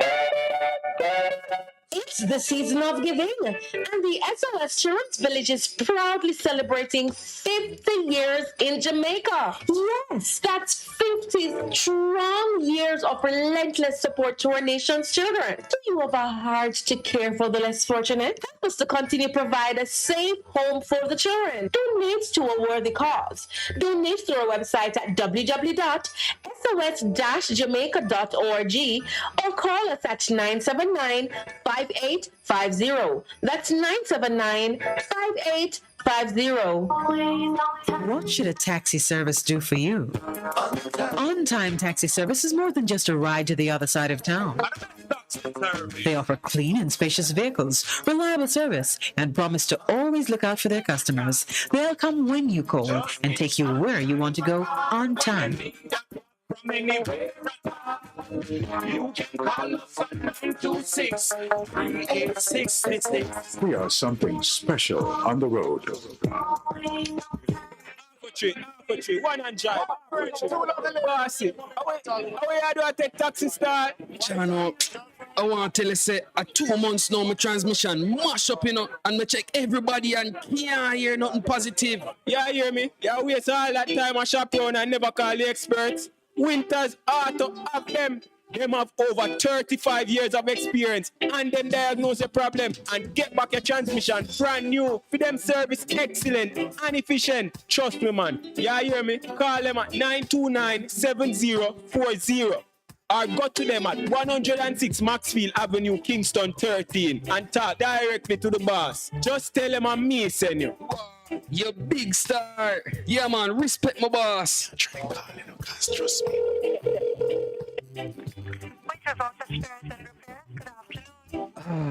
What a relief. Veteran Printers for all your printing needs. We specialize in calendars, flyers, brochures, and more. Call us today at 968-7506. That's 968-7506. Or visit us at 4 East Bloomsbury Road, off Haggard Park Road. Veteran Printers, your best choice in printing.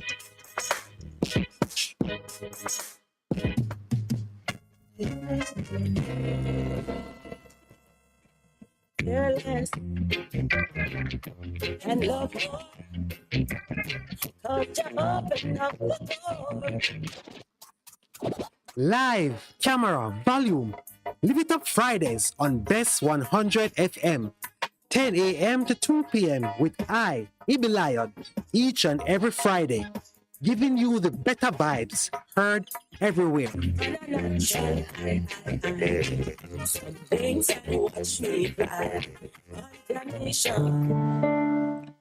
This is your beloved Pastor Percy from the Morning Connection. Support our commitment to Jamaica by joining us on Wednesday mornings at 7:30 when we pray for the nation. Show us you care.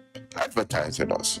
For more information, call our offices at 876-276-8935. The Morning Connection is not your usual talk show.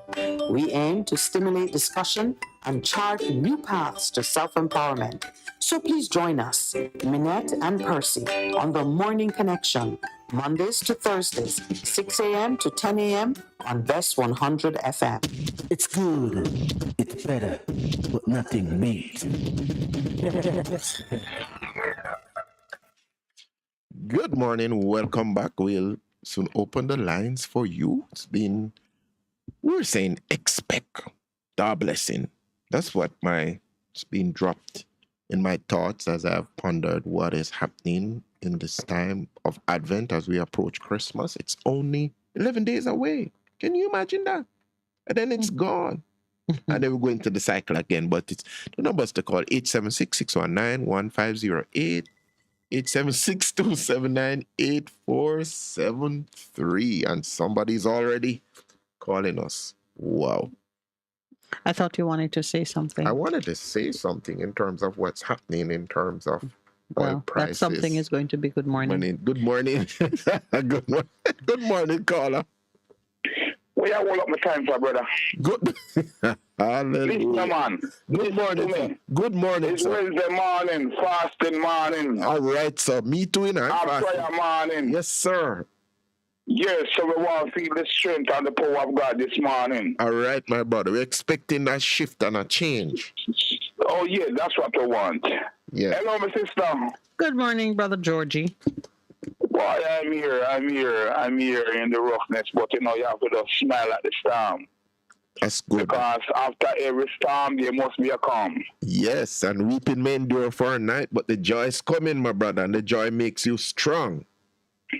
As one man said, rain no fall, it pure, weather pure, or whatever you call it. You know, fall. It's pouring. John, what's on your mind this morning? What's on your mind? What's on your mind, my brother? Boy, we have to give God thanks because here we're going on the countdown on the year, and trust me, it don't look pretty with the crime thing going on there, not at all. Not feeling comfortable to what's going on. I saw some of the murders some of them are a bit domestic. Mm-hmm. Yes, but majority of them they don't have an answer. Mm-hmm. You know, if these people were innocent or they were just get caught up. Mm-hmm. That is why when I wake up, I give God thanks. And before I go through it, I read Psalms 121. Mm-hmm. I lift my eyes up unto the hill from whence cometh my help. Yes. My help cometh from the Lord who has made heaven and earth. Yes. Yes. And he says, shall preserve thy going out and thy coming forth for its time forth and ever. Yes. It shall preserve your going out and your coming in. Mm-hmm. So we just have to step on prayer now. All right. But we don't know where these little demons are going to show up. Mm. But we want to bind them this morning. Okay, so you know, I didn't catch a prayer this morning because I went up there to get some bush and things like that, and then come back into all the prayer fish anyway. Yeah, man. But me get night line present. All right, sir, and I thank you for adding that bit to the prayer, because you're saying we need to bind, and we say bind mean we need to cut out of our lives and halt certain behaviors, throw them away. Done with it. Yeah, no longer a part of how we behave and treat each other. But there are people that say that the Mosai, Yahshua, don't deal with pride. And they are still going to church and them still proud and full of pride. See me, it never change. Yeah. Out of them. Yeah. But I don't look to them, you know. I look to the Creator, you know. True. Because if my Creator is creative. That is my part. That means I must be creative also. Of course. Yeah. So sometimes we have to look beyond the picture, you know. And look at what the most I said to you, you know. Mm-hmm. And sometimes you follow people, you get redirection. Yeah. You understand? And you reach at a spot where you should not have been. Yes, sir. You understand me? Then you have to change course. There should be no embarrassment or reluctance in coming to your senses and changing course. That is one of the things we prayed for this morning. That people will just come to them senses, get up out of the mess they're in, and put themselves in a better place of abundance, of grace, of love. There is always a better place that you can move yourself to. Exactly. But we got to pick And ourselves up and go there. Yes. When you're looking at the mirror, you know, you see yourself, you know. And when people talk to themselves, nobody feels I'm mad, you know. Yes. It's just that you have somebody who can talk to who now but tell nobody nothing.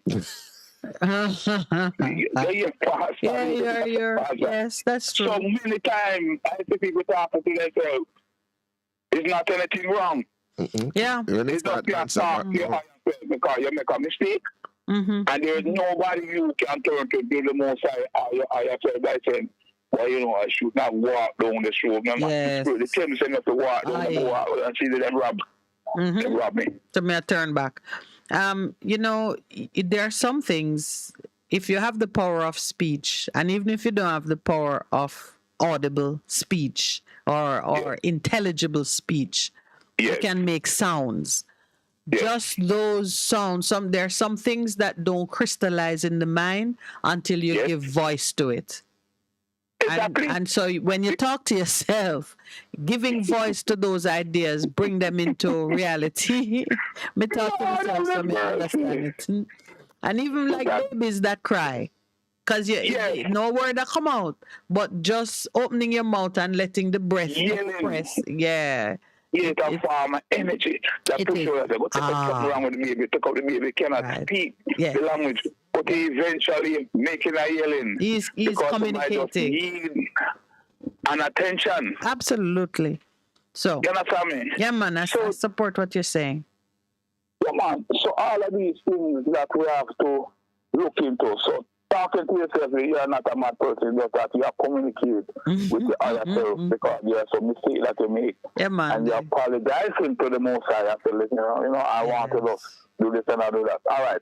Before your powerful word is, one day each year I've been saying, I'm going to get my license. And I just sit back. And then one year comes up and say, I have to get my license this year. Yes. And I tell myself that, you know. I will say, man, walk with them, tell them to. Yeah. So you can be accountable. Life and death in the power of the tongue. Yes, and I said I have to.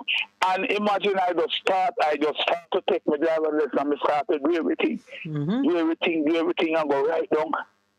Bam! I achieve it. Yes, sir. Driver's license. And right there with that story, George, you just explained the power of prayer.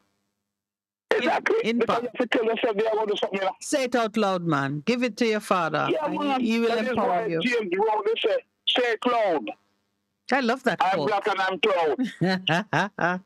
So the mother feels that music in my city and himself and they want people to hear it because those times were the time of the war and then killing black people and then cope with the song. The man say it loud. Black and you're proud. I'm black and I'm proud. I mean, even yesterday, somebody was saying to us why Argentina is so pristine.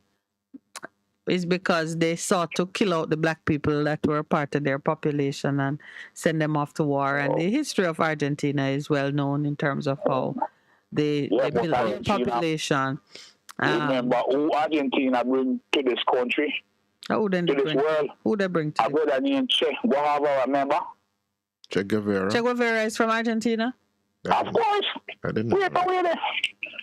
He is a medical doctor, student at Imam Fidel Castro, a good friend. A great man that. Yeah, he's a Marxist. Read about him.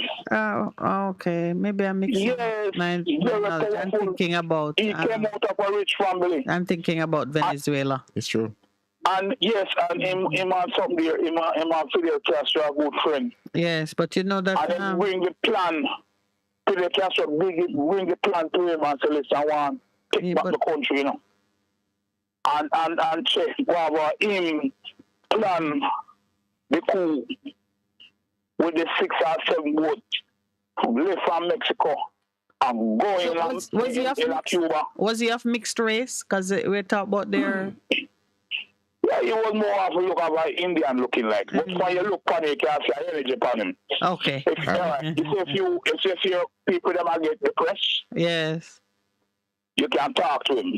All right, then. All right. He might have the plan in our mind. All right, you understand me? Thank you for that bit of history, George. Thank you.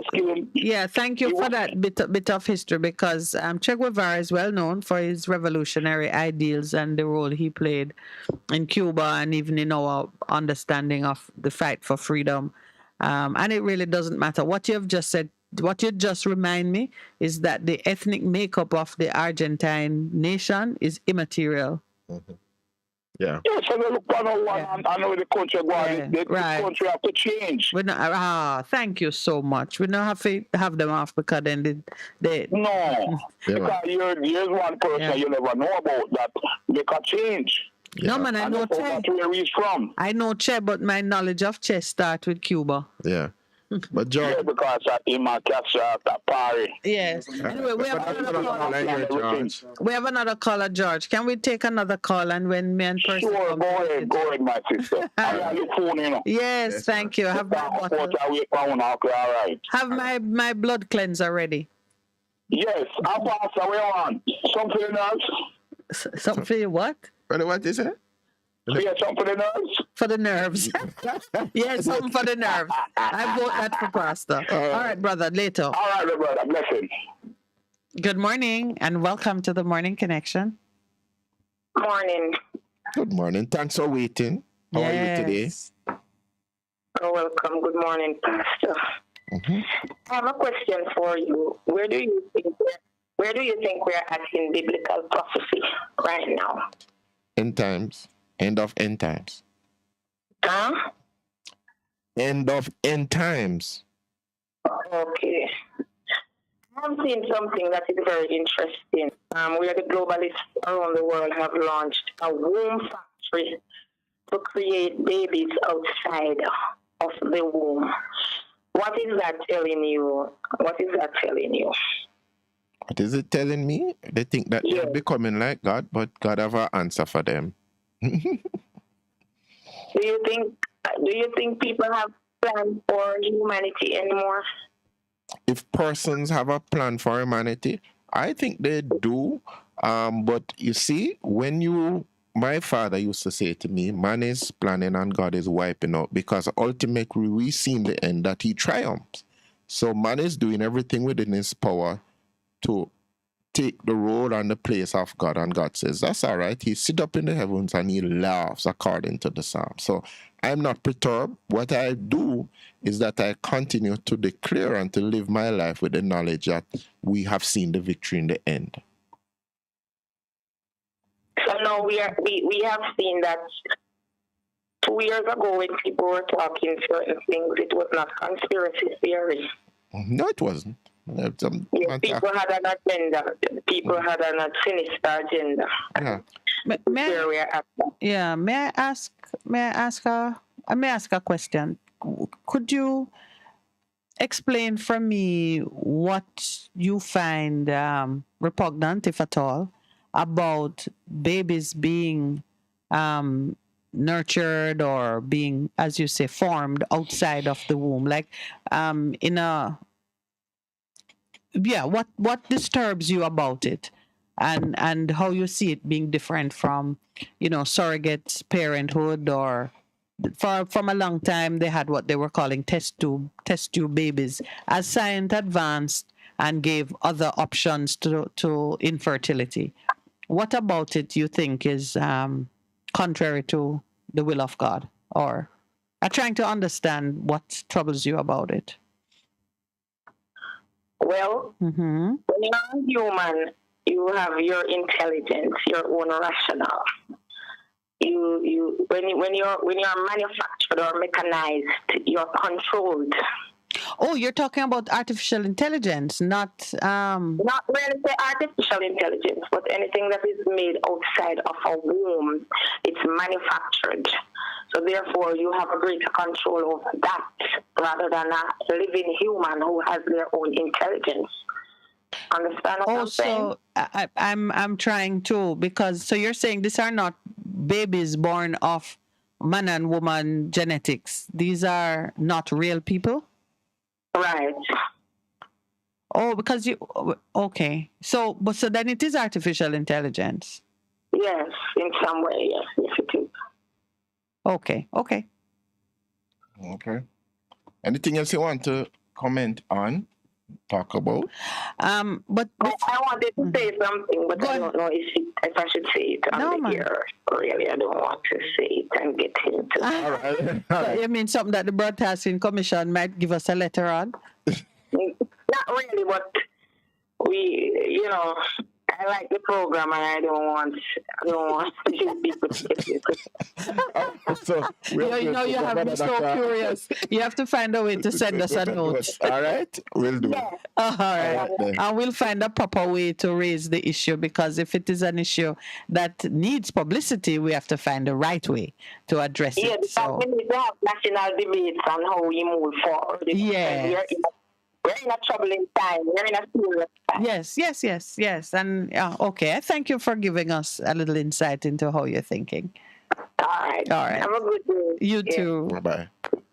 Good morning and welcome. Good morning. Hey, Cruz.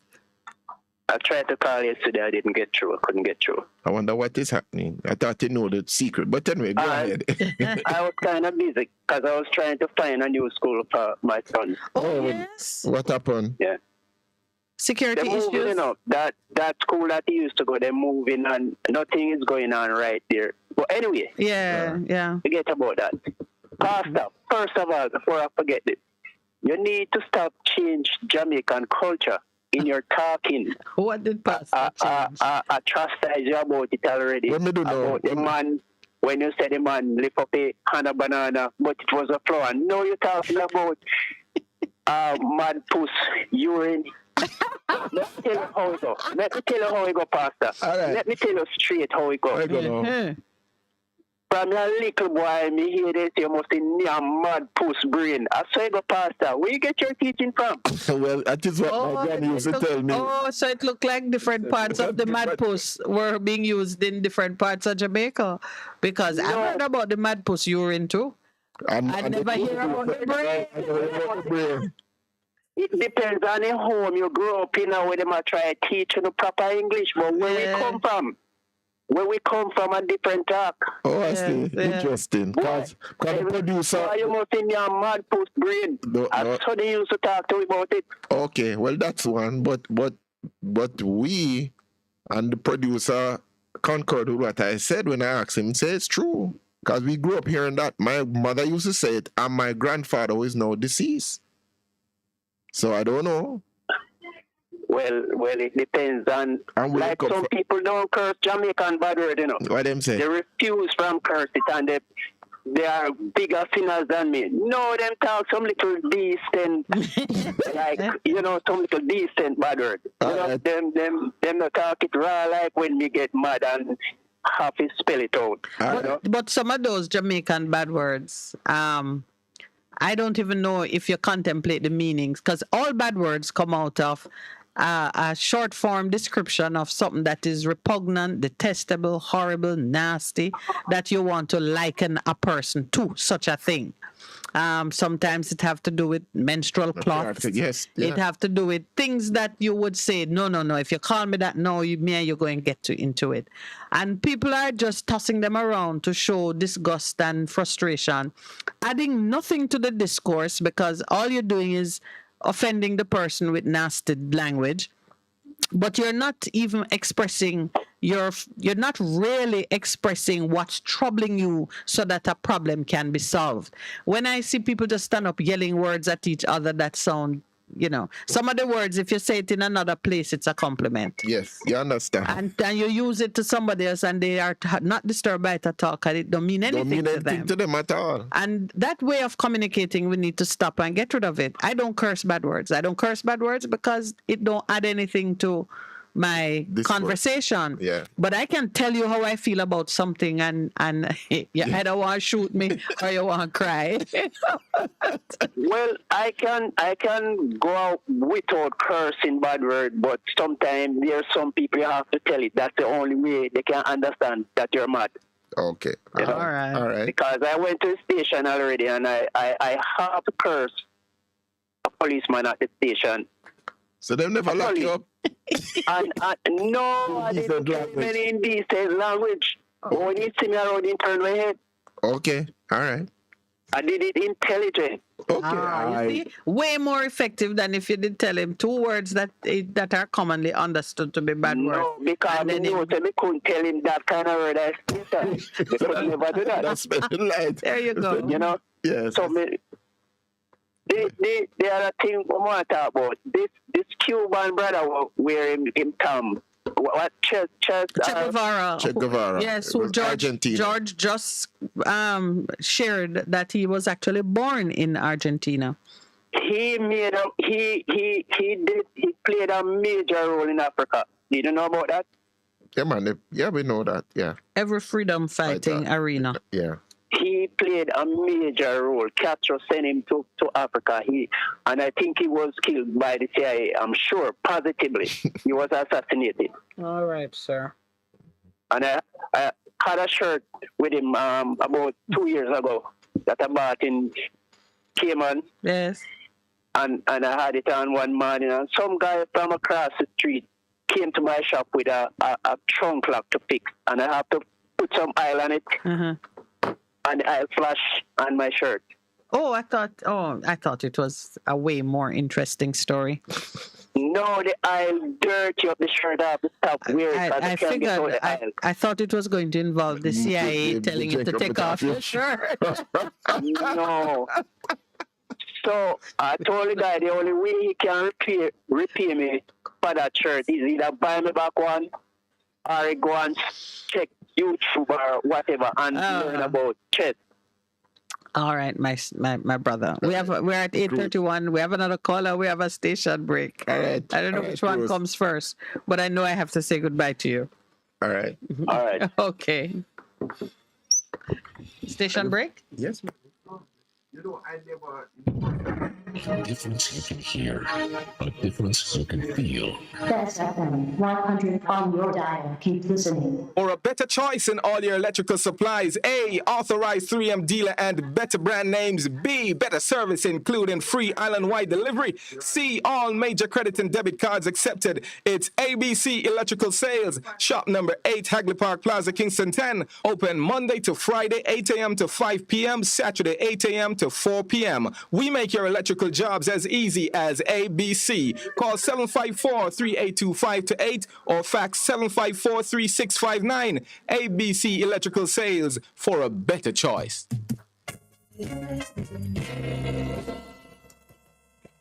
Fearless and love more.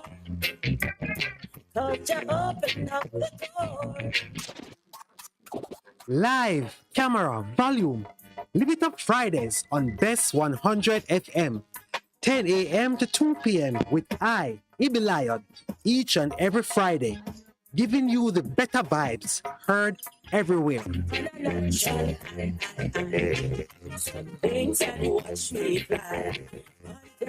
Welcome, Britt. Oh, you look so about something online, and I don't know how it's gonna reach to Jamaica.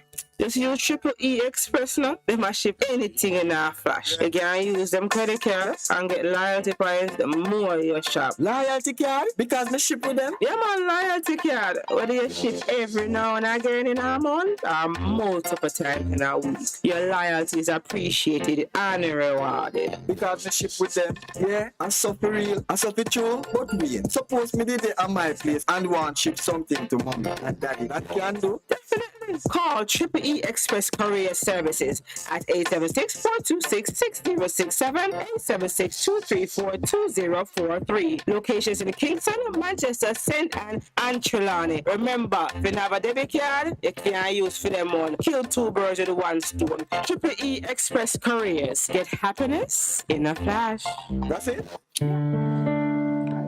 This is your beloved Pastor Percy from the Morning Connection. Support our commitment to Jamaica by joining us on Wednesday mornings at 7:30 when we pray for the nation. Show us you care. Advertise with us. For more information, call our offices at 876-276-8935. What should a taxi service do for you? On-time taxi service is more than just a ride to the other side of town. They offer clean and spacious vehicles, reliable service, and promise to always look out for their customers. They'll come when you call and take you where you want to go on time. From anywhere at all, you can call us at 926-3866. We are something special on the road.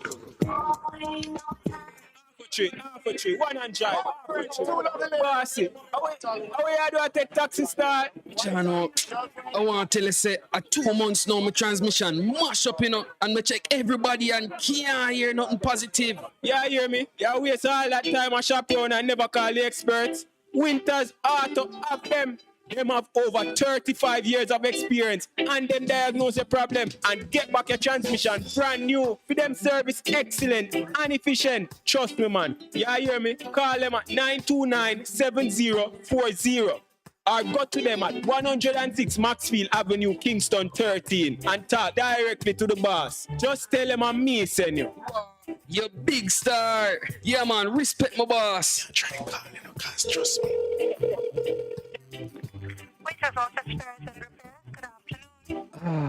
What a relief. The Morning Connection is not your usual talk show. We aim to stimulate discussion and chart new paths to self-empowerment. So please join us, Minette and Percy, on The Morning Connection, Mondays to Thursdays, 6 a.m. to 10 a.m. on Best 100 FM. It's good. It's better, but nothing beats. Good morning and welcome to the Morning Connection. Good morning. How are you, Corey? Hi, Corey. Man. I met Corey in person, you know. Corey come and said you are a pastor. Oh, you did? Mm-hmm. At a wedding or a funeral? No, it was the Sorry, Corey, may I take up your time at entertain pastor. Go ahead, my Corey's brother. mother too. Yes. All right. Right now, there are some people saying anywhere we see pastor, we not call to him. No, Talk about your business on the radio. Yes, Corey. Yeah, man. Yesterday you were having a discussion about the health tourism. Yes. Yes. Oh, yes. Yeah, man. I used to work at KPH, you know. Mm-hmm. And I always wondered why is it that we cannot offer a specialized service via which persons can come from abroad and receive a service at KPH and do it in a same tourism manner. In that environment, yes, where you're treated royally, you're in a country with good climate and nice people who look after you, and it becomes, I believe we have a future there if someone were to pursue it. What do people in Western Jamaica doing it? Yeah, but no, they're not doing it at the level we're talking about. You don't just leave it up to, random private sector people to do a little thing. Just like how we say tourism is an industry and we create tax incentives and we make sure that the infrastructure in the resort towns look a certain way, you would also, the way that Jamaica went into tourism when we, in the 70s, when we took a decision to build hotels. So you're saying in a similar way we could do it for Absolutely. tourism. Okay. It has to be an intentional plan with strategy and relationships that you cultivate around it. Right now we're just allowing the one or two people who believe that this is a direction based on the property they have.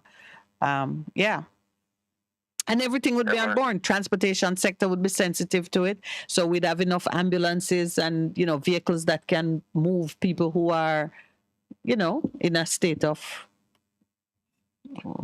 fragility. You don't think it's going to create a sense of animosity between the Jamaicans who say, why we can't get that position? But the Jamaicans would get it too. It wouldn't be two health service. It would be the standard. Okay, so you're advocating that we set up a system like that which would lift the very standards in tourism. Yeah, it would be the standard. It's not like we have hotels that are earmarked for Jamaicans and some for foreigners. Okay. You can go anywhere that you can afford to go. But now this whole standard would have lifted. Is that, have we taken over your point, Corey? Because I don't want to. I want to hear you. Yeah, man. But one of the issues I had at KPH is that I don't think persons were looking into things like reduction in energy bills and support. When I asked about it, and I heard that somebody was looking into it, but at the end of the day, there was nothing to come forward, because I believe that there are stuff like preventative maintenance.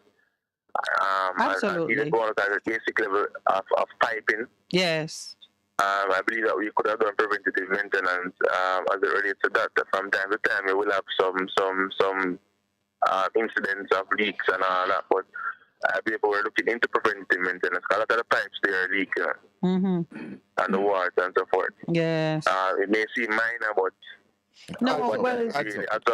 but the reality of it is that buildings are constructed with material that have a lifespan. And a building of a certain age is going to have problems happening out of sight that affect the electricity, broken wires, rotten wires, all kinds of things going on in the guts of the building that are not visible to the eye just because they've been there for a long time. I remember we had a problem. We live in an old house, and we once had a problem where the old time clay pipes that carried the sewage had collapsed because in the nature of things, the clay returned to the dust from whence it came, or the pipe returned to the dust from whence it came, and it collapsed and created a problem. And we didn't even know where the pipes were. Because they just did a fresh. Once the diagnosis was done, we just ran new pipes because we knew where the bathroom was, and we knew where the pit was. So we just ran new pipes. But the point is, time will take away, degrade anything that is man-made. Well, I'm not necessarily talking about the hidden pipes. I'm talking about things that are visible. Oh, so that even make it worse. That make it worse. That even make it worse. So yeah, after a certain period of time, buildings of a certain age have to be stress tested. You have to you have to rewire it.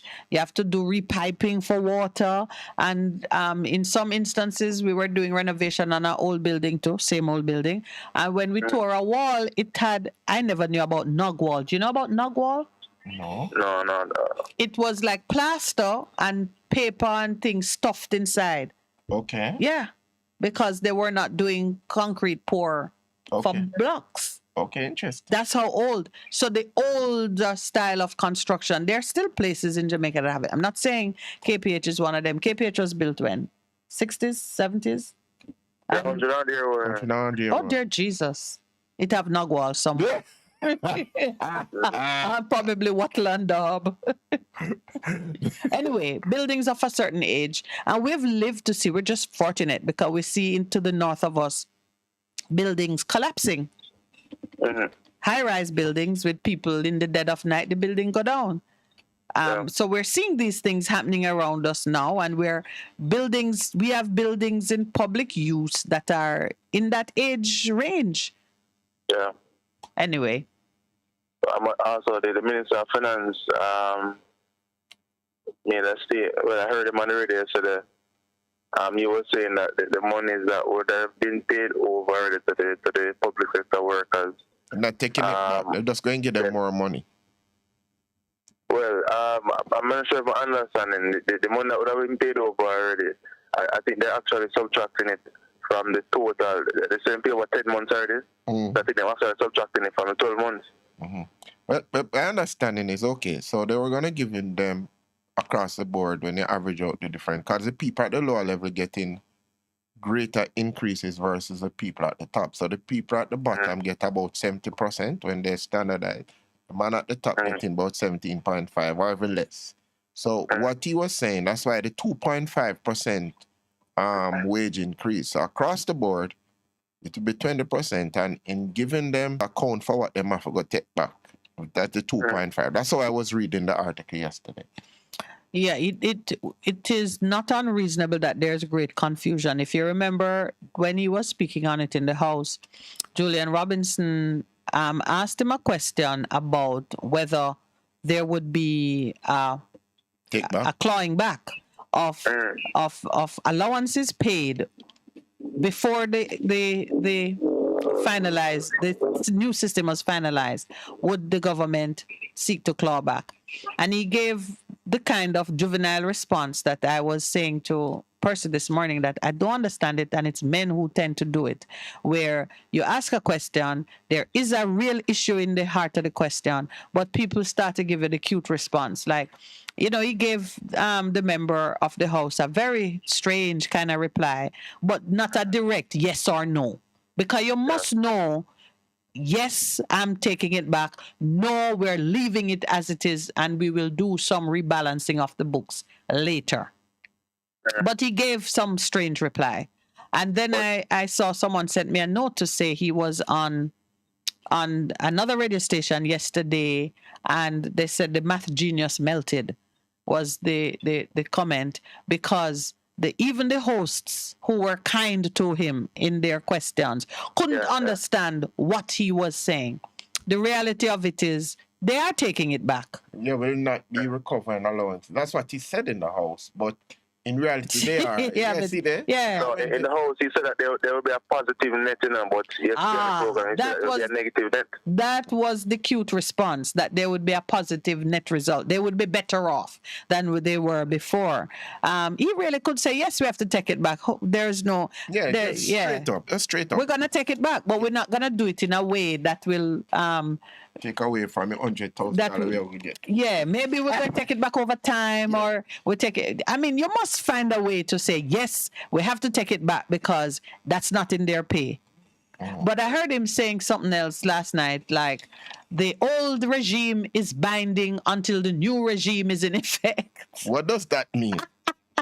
Because I'm thinking that I'm hearing that it's February. They want to implement the new regime. Yes. Well, he said the old one is binding on the government until the new one comes into effect. But the new one can say, and the money you got up to so and so under the old one, you have to give it back in this particular way. I do not like the technical cutesy type of response. Cutesy is misspeak and fabrication. What the other word we use it?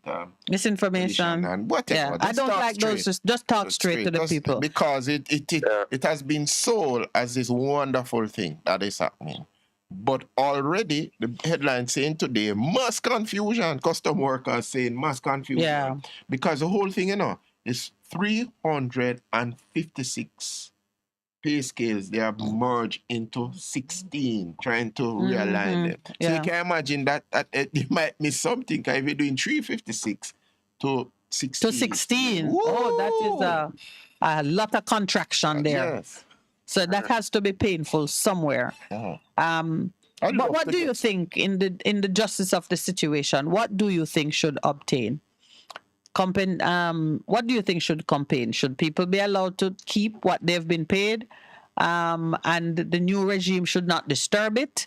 Or should there be a rebalancing of the book so that the wage bill is consistent with what is budgeted and projected? I mean, I think what should obtain is that the minister should be consistent. Either it is that he's going to you're talking about the man, and the man is not the issue. You have to look at the workers' rights and what is it that should apply to them. Forget him. And whether he is speaking, just look at the principle now. Should an employee who has a certain entitlement under one structure, should he be permitted to keep what he got already, or should he have to give it back if it is in excess of what he really should get under the budget, the whatever structure they're now putting in place? Yeah. Well, economics is that you have to pay it back based on the budget and the structure they much put in place. Yeah, because in the middle of all of that is the taxpayer who have to bear that expense. So as a taxpayer, I would want the budget to be honored. As if I were a worker in that case and I got an overpayment, even if at the time it's in keeping, the category of payment is in keeping with my contract, but I got more than I should have received, I would expect to pay it back, but I would not want you to force me to pay it back in some way that set me that is hard on me. It becomes negative for me. But I would expect you to take it out little by little over a period of time, because it's not my fault why you give it to me, and I spent it because it's not like I'm so well paid in the first instance.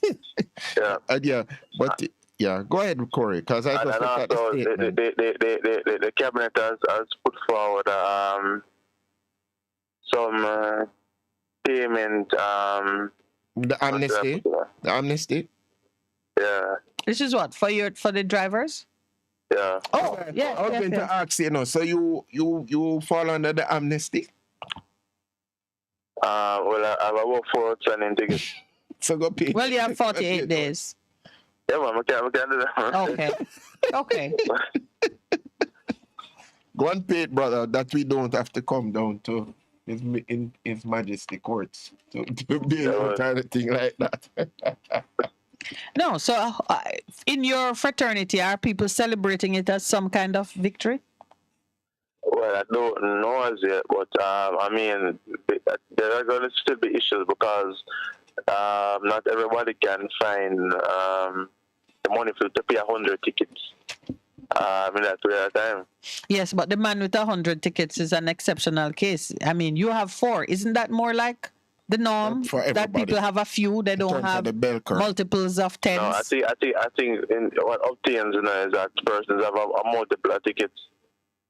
Because even the one taxi operator said he had 30. Yeah, but 30 and 100 are far cry. Different from 430. So what based on your interactions with your fellow taxi drivers, public transport, on average, how many tickets do people have outstanding? That's what we're asking. Well, you really got that problem on the bus operators. The bus operators normally have the 100 tickets. Taxi operators normally have far less than that. Okay. Well, whatever the number is, the government has said you have 48 days. So any institution that is helping to organize this must have prepared themselves for something in the order of 30 days. Yeah. You asked for 6 months, but really 30 days. 48 days. Get moving on it. All right. Yeah. Okay. All right, Corey. Thank you so much. Good morning and welcome. But this is a statement issued on November 24th. The government has never planned to recover and will not be recovering allowances that have already been paid to public sector workers as part of the implementation of the new compensation system. Nice speaker program here. Good morning, sir. Good morning. Good morning, Rusty. How are you? Not bad, man. What's up? Look here, Pastor. Yes, sir. Miss Minute. Yes, Rusty. They asked me to do something for me nearly 4 months ago, and I don't get a reply from you know. What is the something? Because it asked about the basket and we had responded to that. Pardon me? The basket. They had asked us about the basket and we had done that. What is the something, Rusty? No, man, and only basket alone, man. We asked for something else, man. What was that? Now, so you can check out it. If the people at the growth council is getting paid. That's what I did ask you, boss. I don't remember that. The growth council? You don't remember? No, sir. Maybe it's the other station that you call your app. No, call no other station. I never call another radio program. In this station, I call all the while. Never go on the next week. We never go when this program done, me listen to radio again. Come off my station. Oh, Rusty, you're just buttering me up. All right, that's easy to find out. So the people at the Growth Council yes. is getting paid because they said they wasn't taking any money. They were getting to do it free of cost. Yes, but I think I know the answer, but I'm gonna double check for you. So who was there at this Growth Council? They've had several different persons, you know. I remember Mr. Leachin. That's the one I remember most famously. Yeah, he was. Yes, he was the head of the Growth Council. Yes, and there was Mr. Biles at one point. Mr. Leachin was the first one, right? Yes. He was the one who promised us 5% in 4 years. That Mr. Clark was there, you know. He was on the Growth Council too, you know. Nigel Clark, yes. Yes.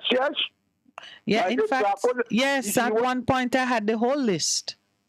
Yeah, he was on the Growth Council too, you know. Right? Yes. I'm not hearing you. In 4 years. And now he's Minister of Finance. Where is that 5% growth? Well, maybe his bank. Huh? Maybe the bank. I'm being facetious. Because you know there's been no 5% growth. Anyway, my credit gone, so I'm not going to speak on this matter right now. Okay. My credit is finished. All right, I'm going to call out some of the names of the Growth Council after you hang up. Yeah, all right. Yes. Interesting. Okay. All right. Is there another call? Good morning and welcome. Hello. Good morning. How are you? Love and respect, family. To you too, my brother. First things first.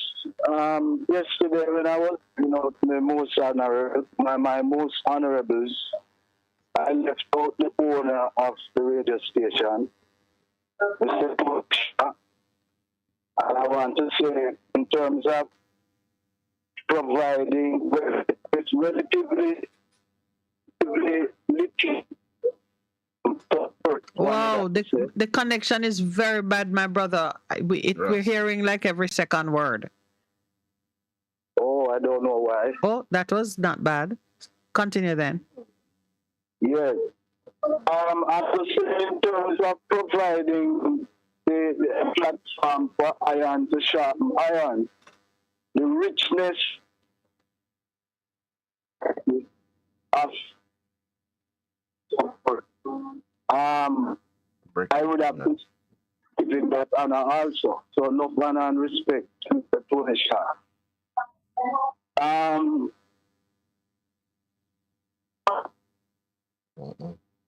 Listen, we're not hearing you. Can I ask you to try and call us back? We're not hearing you. We're not hearing you. Good morning. Welcome to the Morning Connection. Good morning, love and bless. Welcome. Very good, African. How are you? President, I give thanks for tonight. Good to be here, you know. You let the people in nice shooter, you know? Yes, thanks. Heal the eye. Netting. Yes, you said netting? What? Yeah, netting. What you know that to mean, Miss Minette? You're talking about it in the accounting sense? No, in the net where we use, like we use it in the sea and them something. Oh, to fish. Okay. Or fishing, okay. I don't know much about fish nets, my brother, except what it look like. I know about it, man. When I throw it take up no fish. When I throw the fishing line, yes, I'll catch one. That one I'm gonna give you one or so, you know. Okay. But when I throw the net, you get plenty. Okay, and the size of the net matters because you can depends on the size of the net. Also, yeah, you can pick up baby fish when you really should leave them out. Oh dear. Anything we throw, you can just collect it back. Yeah, that's true. Everything we put in a pot, you just sweep and net through it, and everything come up in the net. Yes. Yeah, so me have. When you say the Minister of Finance, Yeah. And him a talk about the money Yes. and the netting. So when I give them a plan for netting back in. Mm-hmm. What that's insightful, Africa. That's so insightful. Yeah, so we see things, man. We see things the appropriate way, you know. Yes. And we don't go around and not tell no life to nobody. Nobody not pay me if you call on phone. Mm-hmm. So I say, Miss Nettie. Hear you. I hear you. Loud and clear. Loud and clear. So, I mean, is this a comment generally, or you're focusing on this payment of allowances and the taking back? Yeah, it's not focused on this minute. Right. Anything with them, remember, you know, in our emancipation, you know, we get the slave master name, you know. How funny anything we have, Miss Minute? Oh, my brother. There, some of us don't even some of us don't even know, because some have part of the slave master name, and some are named based on their connection to like nobody never run a while, you know. Well, there's no dustbin in God's creation where he throw away people. Yes, when I say Miss Minute, all of us who live in Jamaica get the slave master name. Yes, so the property we left, yeah, we not get it, you know. Only the name.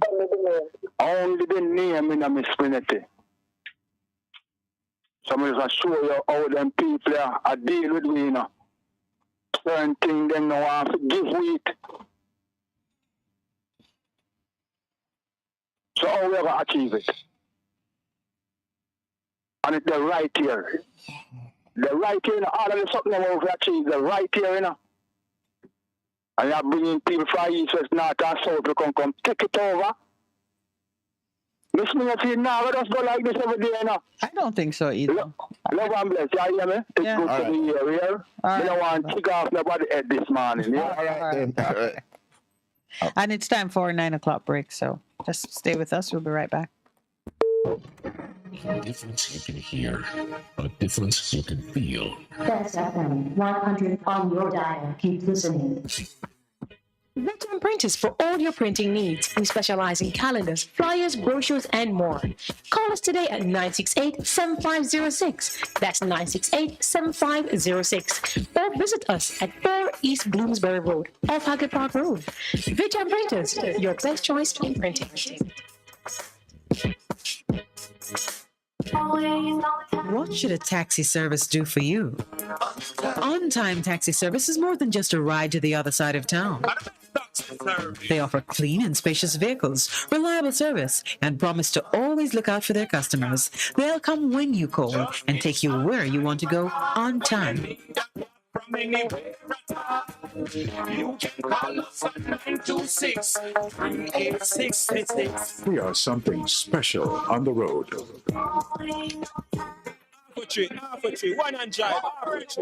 Bossy, how you do a take taxi start? Jano, I want to tell you, say, 2 months now, my transmission mash up, you know, and I check everybody and can't hear nothing positive. Yeah, hear me? Yeah, waste all that time I shop around and never call the experts. Winters Auto have them. Them have over 35 years of experience and them diagnose the problem and get back your transmission brand new. For them service excellent and efficient. Trust me, man. Yeah, hear me? Call them at 929-7040 or go to them at 106 Maxfield Avenue, Kingston 13 and talk directly to the boss. Just tell them I'm me, send you.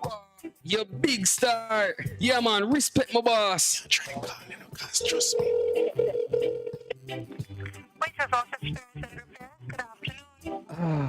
What a relief.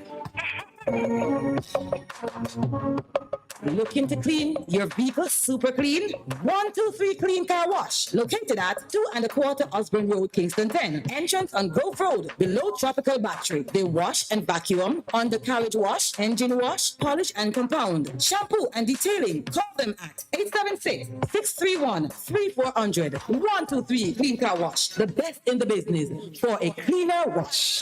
Believe me, so easy.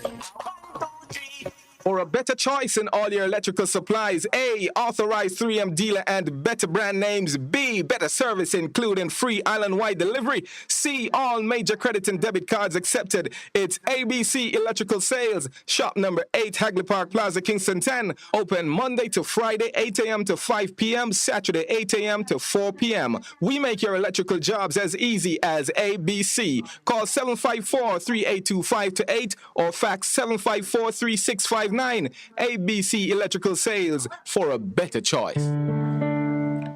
This is your beloved Pastor Percy from the Morning Connection. Support our commitment to Jamaica by joining us on Wednesday mornings at 7:30 when we pray for the nation. Show us you care. Advertise with us. For more information, call our offices at 876-276-8935. The Morning Connection is not your usual talk show.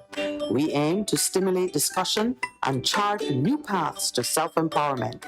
So please join us, Minette and Percy, on the Morning Connection, Mondays to Thursdays, 6 a.m. to 10 a.m. on Best 100 FM. It's good. It's better, but nothing beats.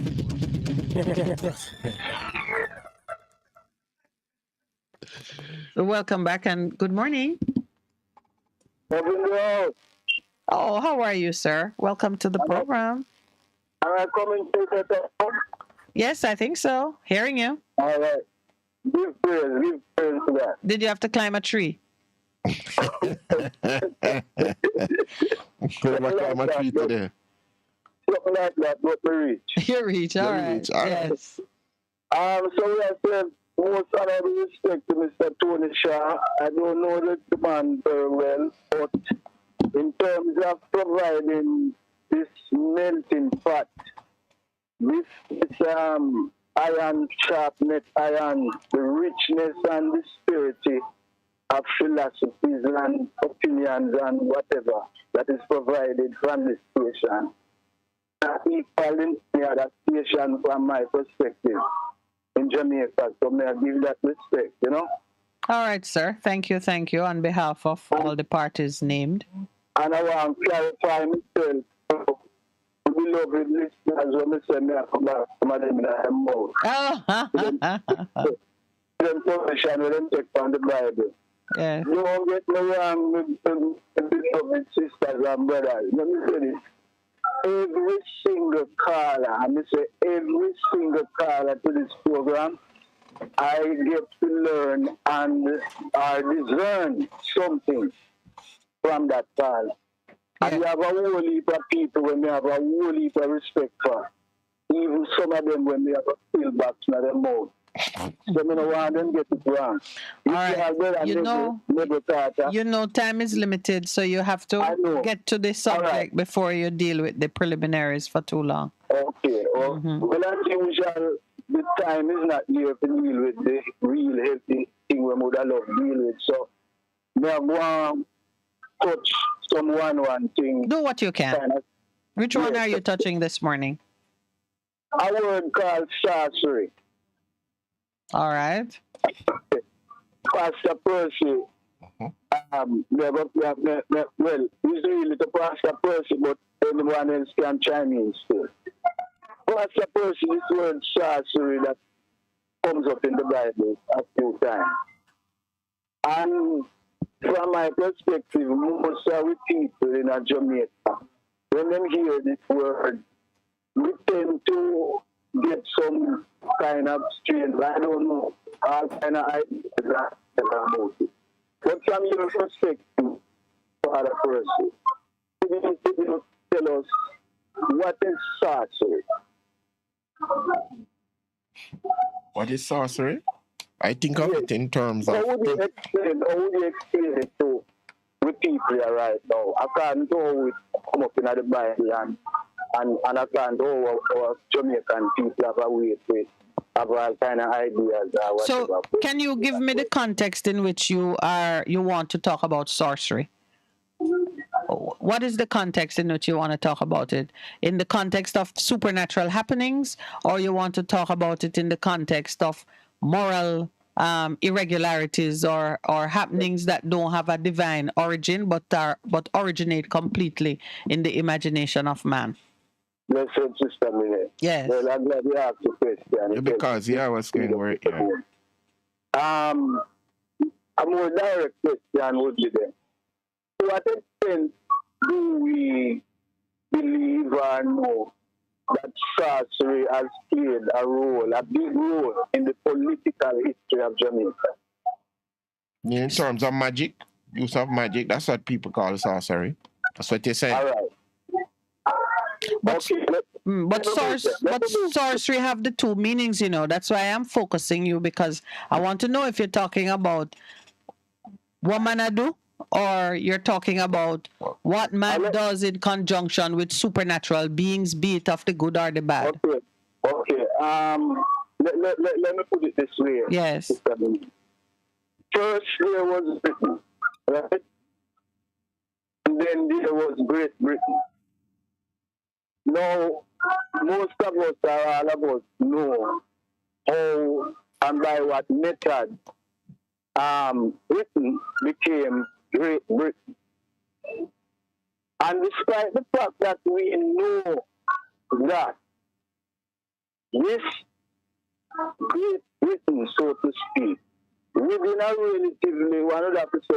relatively short period of time, has been able to now been established itself in, one would say, the top leadership of the world, in the moral and legal justice leadership of the world. Great Britain seems to hold that perspective in the world today. You're talking about now top 7, like you're looking at the G7 construct. Not that because they are not considered the leader of the world. Okay. So you're talking just the top 10 then. The top leadership. Okay. Yes. Or even if we confine it to, let's say, what is called as the British Commonwealth of Nations.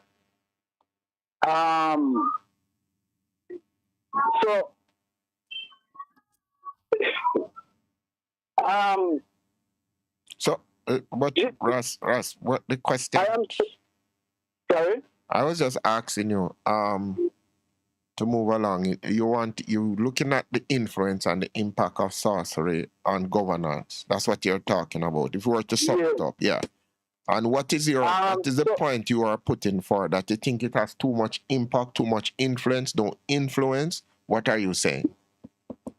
I would say that the use of sorcery has been one of the greatest methods used by Great Britain to be established in such a position in the world right now. Okay. So what do you mean? What do you mean by sorcery? Okay. Now in Jamaica, we have a thing where we would call generalship, where we have a word that we use. We say generalship. Now on our Jamaican level, I would have said, from my perspective, I would have said sorcery really is where you have say professional, spiritual, and psychological generalship. In a Jamaican language, I would have put it away. And let me explain that now. Professional, spiritual, and psychological generalship. It is a sorcery of the mind. It is a trickery of the mind. It is the mind being sorcerized into. So you're making up your own meaning, or this is what it means to you, or what? I'm not following you as well as I should, because sorcery has a meaning that is commonly understood and accepted both in the Bible and in sociology or in just social settings. It has a meaning. Let me see if we can attack it another way. Yes. Jesus Christ, they say, was crucified in a place called Golgotha. And they say by interpretation, that name was meant the skull, meaning the skull. Yes. In the skull, of course, encases the brain. We're taught. All right. You see, because Respondito, we have another caller, and because you're starting so far back in your explanation, you have to get to the heart of it so we can move on. Okay, Sister Minute. Yeah. Today, the Christ nation, so to speak, the Christ nation, the Rastafari appointed nation, the little strong nation of Isaiah 60 verse 22. Yes. The one that he says, my father's house is a house of prayer. Yes.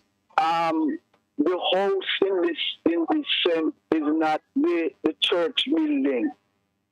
The house is the same little nation, is appointed nation.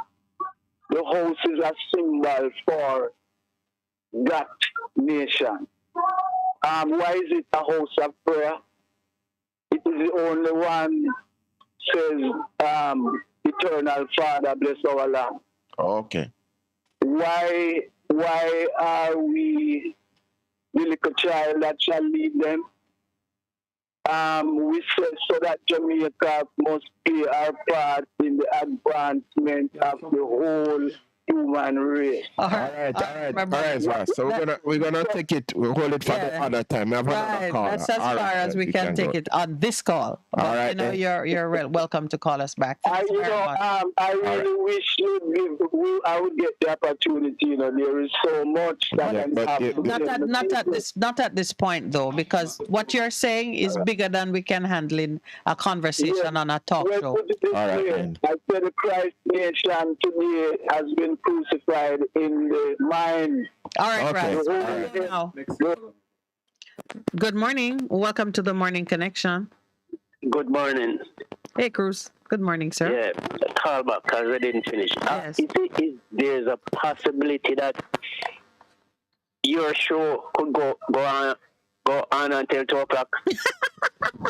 I don't think there's a possibility. There's not a possibility. You'd have to come here and cook for us, feed us, and generally take care of us until 2 o'clock. 12 o'clock then. No. I love it. You're negotiating. 11 o'clock. All right. Why did you really call us? Why did you really call? I need to know because a lot of people don't know. Yes. I get some sketches about Argentina. You need to educate the people what Argentina did. Yeah, man. It was in the paper yesterday. How can I find that story that they did? Hear me now. What I need to talk about, and I was waiting for a long time, and I was cut short. Yeah. Yeah, but yesterday's paper, Abrams did a very good article about it, so you can read it, and him can give you the sources. You can go to Wikipedia. Yesterday papers. Yes. All right, I'm going to try and get that. The main thing of it's football time now. Yes. And white people is always trying to find a white hero. Yes. You know that? Yes. In basketball, in boxing, in work. And black people look for a black hero. And the Japanese and the Chinaman look everybody look for a hero that look like them. Yes, but what I'm saying, the white people tried it most because we always outdo them in everything. I have never measured. But go on, make your point.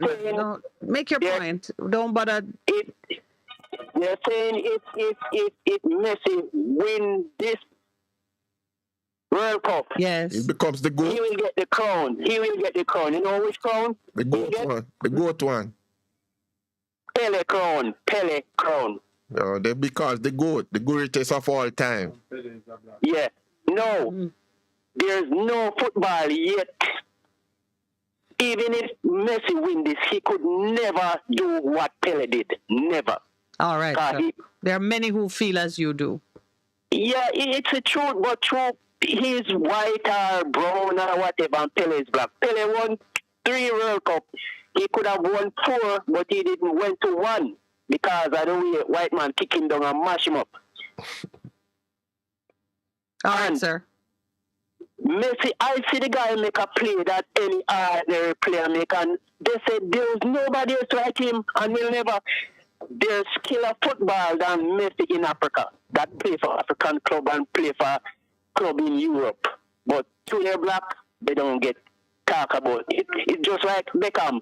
At the time, Beckham was the greatest footballer because of what? He had blonde hair and he could sell. They could sell his shirt and stuff like that. Mm-hmm. So there you see, I don't trouble yourself about these things, Mr. Cruz. Just make sure that make sure that your son, your workers, all the people that you have contact with understand that those are just vain imaginings. Focus on the excellence that we can be in our own right and not be in competition with anybody else because we are unique in our own ways. And every man have him season. Yeah. I'm not disturbed by those things, but I am aware of it. And so those people been having all the season, if you check history, all the season. And nobody's gonna throw me a ripe banana and I gonna eat it. I'm gonna run up there and choke them. Simple as that. Yeah, but you understand what I'm saying? Yes, I understand what you're saying. There is the main thing I call about too. There is racism in sports. The police and soldier commission talk about last night on TV. This is the commissioner who was responding to the Indicom report or something else? Yes. I saw him call him the police and soldier. Commissioner. Yeah, all right. Yeah. What did you think of it? Now that is of interest to me. What did you think of it? That man is just like the Prime Minister. It seems like he don't have any remorse. He don't care about people's human rights or anything like that. Yeah. He's telling Indicom say what they say. And I know police kill a lot. Jamaican police don't kill you unless they catch you. They hold you, you don't have your gun, then they shoot you. Not a fair fight. Not a fair fight. Jamaica police quick to take cover. When gunshots start fire, they have them first to take cover. So they mostly kill people when they hold them. They know use a gunman and they catch you. And then now face when you shoot after them, but they love their life. Yeah. And money. So most high killing in Jamaica where police kill. And when they hold the people them, we know that have a fact I'm a family member with them kill. And put machete on him, say a machete, and him a run with him back turn. So this I don't know what's wrong with the human rights people in this country. Why they don't stand up and object to what them people are do and say. Well, some people have started to do it. Yes. But more Jamaicans need to recognize that it could be you. And so therefore it could be one of the days we need to become our brother's keeper. That's my simple response. Yes, and more of us like you have family members, people we know who have had one running or another with something along those lines, and we have our own experience. So we should share, speak about it, speak against it. But this commissioner, is the one of whom the polls say nobody trusts or have confidence in him. So I don't know that his words will carry weight with the majority of people. We know that something has gone horribly wrong in his portfolio, and we don't expect him to be the one to convince us otherwise. But the man looks so aggressive and ignorant last night. Yeah, I didn't like his response either. Wrong and strong? This man is sick. He's sick. He's wrong and strong. Yeah. Okay. Yeah. All right. We have another caller, Cruz. Thank you. All right. Blessings. Good morning and welcome. Yes, hello. There is nothing positive about sorcery in the Bible. Maybe nothing. Positive elsewhere. But in the Bible, there's nothing positive. In fact, him say, God said that the sorcerers are outside of the kingdom. Outside are sorcerers and dogs and warmongers and murderers and idolaters and those who love lies. That's what sorcerer is. That's the call of it. When he calls, he spends a million years getting to the point. is frustrating. It's frustrating to listen to. And it's Very frustrating. frustrating. When you rap, blah, blah, blah, whatever name it. Yeah, but it's frustrating for him He takes too. a minute and he has to get to the point. Yeah, Why? Kept asking him, what is he saying? It's frustrating for him too because then he feels like he hasn't been given fair time. And I'm saying this for his benefit, but in this kind of setting where we're trying to allow persons to voice, we can't spend a lot of time preparing the pitch. Minutes, yeah. If you prepare the pitch for too long, you're not gonna get to play on it. Some other person going to come and have the use of it. He presents with his feelings and his personal feelings, and he wants to say a lot, but he can't say for whatever reason. And he just doesn't get to the point, and we learn nothing much from him. Yeah. Well, I hope that's not why you called, because I hope you. I called to say that sorcery. He wanted to know what it is. There's nothing positive about it, and it is listed with dogs and murderers and whoremongers and idolaters and those who love a lie. And mostly idolatry, because God don't want us to believe and rely on any other source for truth than on himself.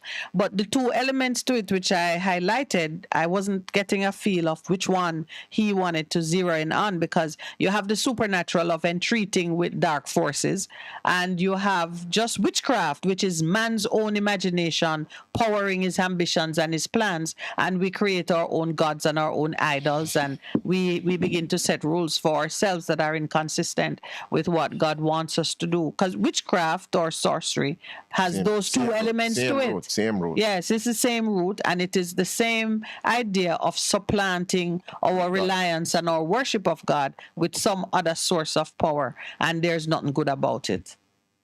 It is a different spirit. Yes, man. Yes. It is that devils. Jesus did drive out devils out of people. Precisely. Not the spirit that you want to keep. Devils. Yeah. And it leads to destruction ultimately. That's what it does. But I was curious about where he was going with the idea that powerful nations that behave in an oppressive and unholy way are relying on sorcery or a different source of power from God.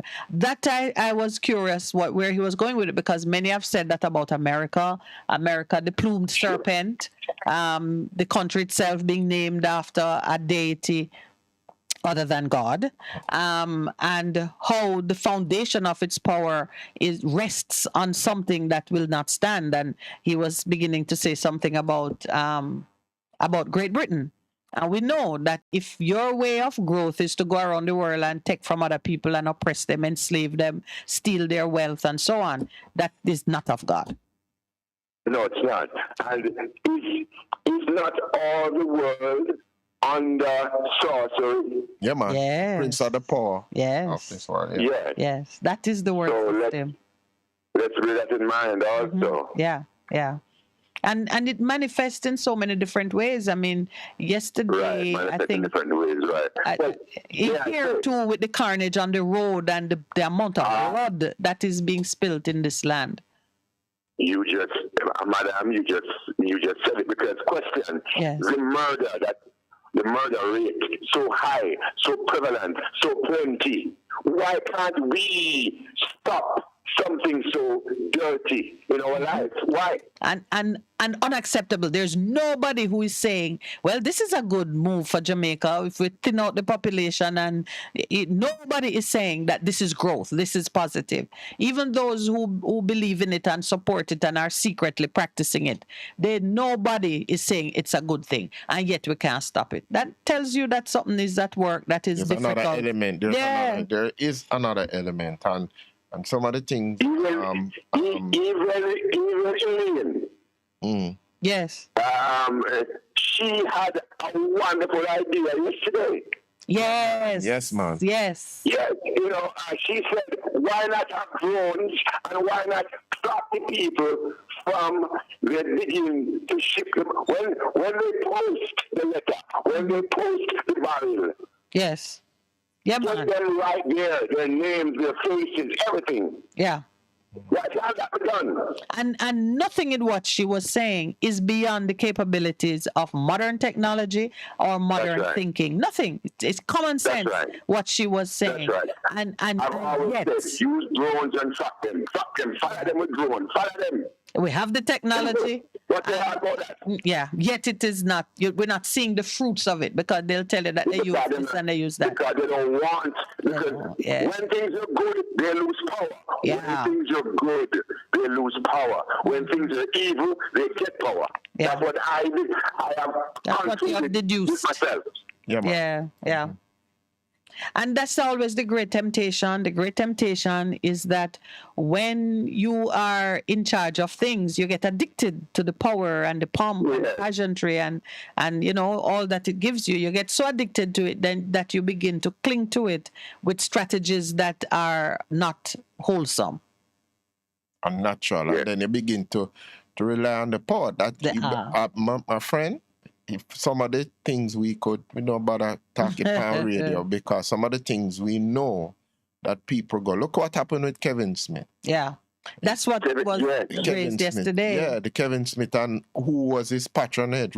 I remember as a child, before the new highway, driving over Mount Diablo with my mother when I was much older and seeing the cars that were parked up at Mount Rasa, the people going to say, what his name was? That Obia man? Oh, yeah. The Lawrence or whatever his name was. Yeah. That live on the hill. Yep. So Rasmandita was into a very interesting area, but we couldn't get from him what he was really saying. But I thank you for calling and opening it up because it is entirely possible for a whole nation to be mesmerized, to be under a spell. It's possible. Yeah, man. And there are ways to break it. And those of us who study and understand it need to be patient and diligent in teaching others how to break. You can break a stronghold in your own life. This is where some spirit, whether it is laziness, alcoholism, or something, just take hold of you and you find so you can't resist going in a certain direction. You can break it. You can break it. I got the signal that it's 9:30. And some of us have broken it. Yeah. Thanks for calling. Victory. A whole heap of people are walking at them victory. I'm going to bring one of my friends, come make him give you further insights in it. I'm giving people victory. All right. Yeah. All right, brother. Thank you so much. Yeah. Last week I was saying to Noel, we need to talk. It's good. It's better. But nothing beats. Yes. Veteran Printers for all your printing needs. We specialize in calendars, flyers, brochures, and more. Call us today at 968-7506. That's 968-7506. Or visit us at 4 East Bloomsbury Road, off Hagley Park Road. Veteran Printers, your best choice in printing. Seniors, the Ministry of Labor and Social Security is advising that the November 2022 payment under the Social Pension Program is now available for collection. Check your text messages to confirm your payment arrangements. For further information, call 876-922-8007. The Social Pension Program, caring for our elderly. A message from the Ministry of Labor and Social Security, providing opportunity, stability, and social protection. It's the season of giving, and the SOS Children's Village is proudly celebrating 50 years in Jamaica. Yes, that's 50 strong years of relentless support to our nation's children. Do you have a heart to care for the less fortunate? Help us to continue to provide a safe home for the children. Donate to a worthy cause. Donate through our website at www.sos-jamaica.org or call us at 979-5850. That's 979-5850. What should a taxi service do for you? On-time taxi service is more than just a ride to the other side of town.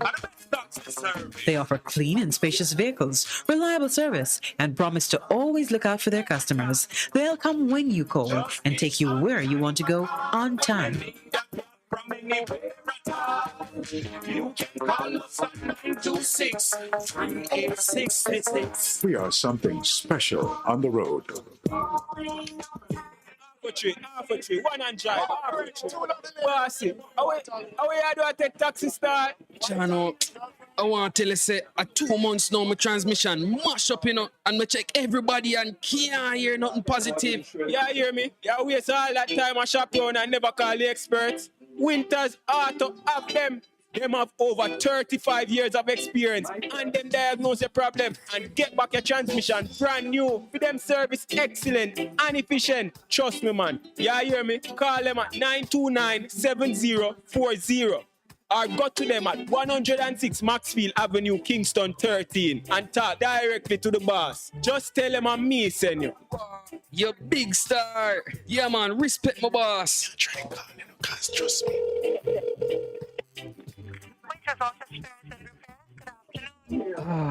What a relief. This is your beloved Pastor Percy from the Morning Connection. Support our commitment to Jamaica by joining us on Wednesday mornings at 7:30 when we pray for the nation. Show us you care. Advertise with us. For more information, call our offices at 876-276-8935. It's good, it's better, but nothing beats. Sean? Good morning. Welcome, caller. Good morning. Good morning. Wow, not hearing properly at all. Hello. Come on. Yes, good. Good We're hearing morning, you sir. now. How are you? I'm good, man. What type of book do you think the Bible is? I would say a prophetic book. What do you say? History, prophetic, prose, poetry. Yeah, A lot of things. But it is a history and a cultural book for beyond that, people that live in that time. No, beyond that, the book is prophetic in terms of some of the things that are recorded and some of the things it speak to. If you live in that time, that would not make any sense. But to those of us who are present now, we see a lot of things unfolding right in front of our eyes. That's why it's a very prophetic book in terms of some of the things it has spoken about. And you want to remember in the Enlightened that what we are reading today and we call Bible didn't exist in the time of the people about whom it is written. Yeah, because some of the accounts in the Bible were written by men that wasn't even around. The person who never experienced some of those things, like Paul and John and all those type of men that write some of those scriptures. No. They never witnessed it themselves. Hold on. No, it depends on what you're talking about. Depends on what you're talking about. So, but if you read in the creation, both of them. When you read the creation, both of them not. No, you would not have been. The first 5 books are credited to Moses, which is the Torah, which was a revelation of the beginnings that God gave to him. Now, if you say you don't believe in revelation, that's another matter, but revelation, inspiration is given to man. So, in terms of those accounts, you would have had to be there, and the only person who could have been there was God himself. And God inspired Moses to write those things, like the Genesis. That's the first one. In terms, you have Genesis, Exodus, Leviticus, Numbers, Deuteronomy. Deuteronomy, Numbers, Leviticus were instructions given to them as to how they should live their lives, right? And Moses was clearly keeping a narrative of what he was doing. Yeah. So later on. But those are cultural things that the people live by normally. Some of the things. All right. Tell me what's on your mind, my brother, because there's no debating that aspect of it. Even women also discriminated against in the Bible. And still today. Yeah, so if we're going to have a book that is so anti-female and that. The book is not anti-female. No. So all right. So hold on a second. Timothy chapter 2 verse 12. So we can read that Pastor. Oh, you don't have it to hand? Yeah. No, I don't have it to hand. I was talking about being quiet in that one there. Which one? Yeah. So women should not be in church take part in charge in leading role in church. That is my understanding of it. So all right. So as you rightly says, some of the things you have to understand the context in terms of the instructions that were given then. But you have said that instructions given by Paul to Timothy as to what was happening in his context, as to how the woman should relate. No, okay. Right. But what I'm saying to you, go behind that. You make a general statement that the Bible is anti-woman. It could not be anti-woman when you go to Genesis and you hear what God says in terms of how man and woman should relate to each other. Yeah, but when I read the Bible, you know, I'm not read the Bible more than saying, but based on my little knowledge of the Bible, I don't think 6 women name are mentioned in the Bible. No, man, no. Way more than 6. And interestingly, as you talk about that, okay, if as you said, the Bible is anti-woman, right? Then you would not have a record which speaks of Deborah being a prophetess and leading the children of Israel in war. You would not have Ruth, you would not have Esther. Esther is a book about a woman. Ruth is a book about a woman. Mary and all of that. Say it is clear. Do we have a chapter? Do we have a chapter like John and Peter? Have anything by Ruth? Yes, man. You have a book named Ruth. That's why I'm telling you. I'm say it to you again, enlighten. Go read the book for yourself. You need to say it, a lot of people speak without experiencing. Go and read it.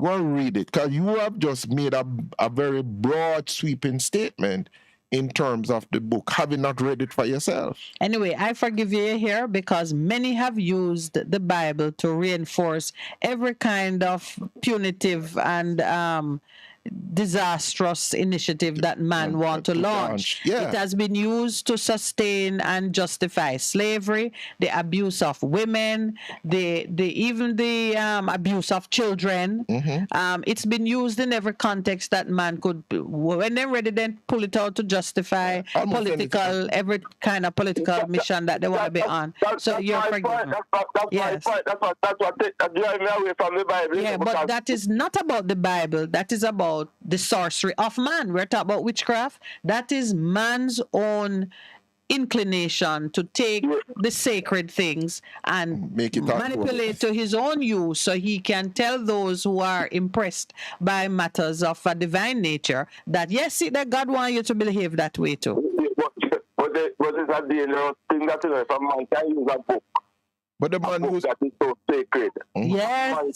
Yes, but also then I think we should get rid of that book. Then if man can beat woman who bear children, and not just beat her, but kill her and rape her, if man will do that to the sacred female, without whom he cannot extend his own genetics, race without there's nothing beyond us, really.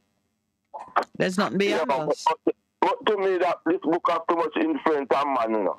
That is my problem. The book is just there. It can stay like you haven't really read it, but you call it influence. Look at it. You haven't even read it and you're being influenced by it. In every country, it's the religion, you know. I should say religion instead of the book. Yes, you should, because if it's not the book, it's something else that man hold up and say, you see this? And influence people in all kind of weird, what they feel like, you know, what the suit them in a man. And I agree with you, you know. I read you on the enlightenment. It's true. So that is why now I say to people, the book points you to the source. So you need to, as we say, get in touch with the source because that helps you. You see some things I say, I must confess some of the times, even as a pastor, read something I say, Something really go so? How that audit plan? I say, Father, no, you need to explain. You need to inspire and give me a revelation as to what's But happening. now you're talking why he says, for lack of knowledge, my people perish. If we inform ourselves rightly on these matters, we cannot be easily fooled. He says it. He says, do not be deceived. God is not mocked. So a man can't take up the sacred book and I use it for something ungodly and fool me. Yeah, God will never happen because I pursue the knowledge of him that gives me the freedom to escape that kind of bondage and confusion. My lady, when you have something as influential as the Bible and everybody can read it and get a different, come with their own interpretation. When it's confusion, no, but that's not true though. It's not true. It's not true. That is, you're displaying the lack of knowledge now. Read it so we can have a good conversation, and you will see that there's more that we can agree on than would cause confusion. I have another call, and the producer look like him a wrap up. So I gotta go. I gotta go. All right, thank you. Read it, my brother. Read it. Good morning and welcome. Good morning. Morning, Wayne. Good morning. Yeah. We talk about Christian, you know, say, if she not get Christian, you know, me I tell her, say, come, me I think about you, you know, come let me go visit you. I think you need to visit her. That's good. Yes. Come dead. I love your spirit, you know? Yeah, like a person who I think, you know? Yes. Yeah, man, because just before you miss that, if you're serious about that, we can arrange it that even at your location, I can come and dedicate the daughter for you. That's no problem. That's beautiful. No problem. Because the Bible show you still, you know, Old Testament, New Testament, the people them not thinking, you know. Yeah. And the Bible is not a religious book. It's a book that teaches us the right way to go about life, the things that we do in life, how we worship God, how we live amongst ourselves. True. Yes. Yeah. Wonderful. Yeah. And every part of it, every word in it is of value to someone in some situation. Yeah. So I thank you for pointing that out.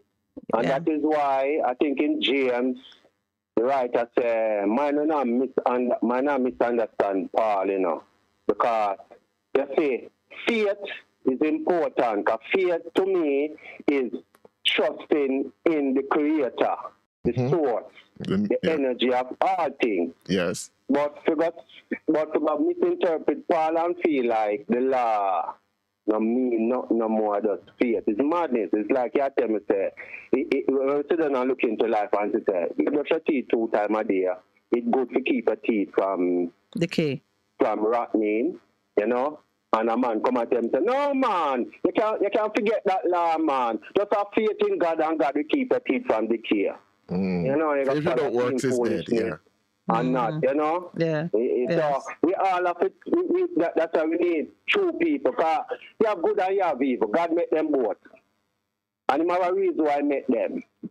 You know? So it's a trial. You know? Yes. And I would say, one more thing I got now. What about sorcery, you know? Yes. Like for instance now, you have some neighbor where no around to tell people say me I hold them and me I hold on the people them around them. Right? Really? The person who said that.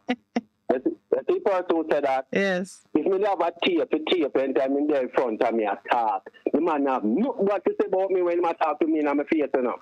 You see, the man make me feel like I'm an angel from heaven. And when he's behind your back, him say you put him under a spell. You put him under a spell, Wayne. So when he's in your presence, him can't bad talk you. Man. Sometimes people say you're wise and you're hardworking and they know why you reach nowhere now. So they might trying to keep you down. But to me a Psalms man and me a prayer man and me a faith man. You know? So let them say no matter what ball them fling, you return it, yes. Well, that's the spirit that work in you. You better. You know what the time I got. All right, my brother. All right, thank you. Bless up. Next time we can talk again, me try get in earlier, you know? Yes, please, sir. Because you don't, you don't have the excuse that our brother in Canada have. Was on the roof fixing his heater and he can't text. His fingers are too cold. Yeah. We could have sent you some sunshine, but I thank you for the point. You came in time to remind us that the study of science, math, physics, chemistry, we need to pursue the acquisition of knowledge in all these areas. And grow our nation. So Akebolan is like God send me. Got me right in time. Yes, because when you talk about the pursuit of knowledge, some might think we're wrapping up. Wayne gone. Bye, Wayne. We are in our wrap-up stage. And it's important just to emphasize that the pursuit of knowledge is not just knowledge of scripture, though, of course, that would be the beginning of wisdom. It is, you get knowledge of God, and through your knowledge of God, you can rightly interpret and apply these disciplines now, the math, the science, the physics, the chemistry. That way, if you create a womb factory, it's not a womb factory to make something that is abhorrent to God. It is an answer to infertility problem, or, one of the places that talk about the womb factory says women who have had to remove their uterus and who have put their eggs on ice for the day when something can happen. There are facilities that will, the test tube baby is just the test tube baby on a massive scale. No, the test tube baby is what happens is that they do the in vitro fertilization and then implant it in a womb. If you have a womb, some people don't have a womb. Somebody, that's why you have surrogate motherhood. Right. So when the lady raised the question, my first thought was, it is not new that mankind finds a way to give children to infertile families. It's not new. Hagar was a surrogate mother. Yeah, but all throughout the 12 tribes of Israel, about 8 or 9 of them come through surrogacy, the slave of one wife or another. So we know that man has been hunting for ways to answer infertility, and many things have been done in that guise. As science marches on, of course, the ways they do it will change, but it does not take away the need for us to be ethical and moral and God conscious in whatever we do. If we are doing it out of our own imagination as witchcraft, it's not going to go anywhere positive.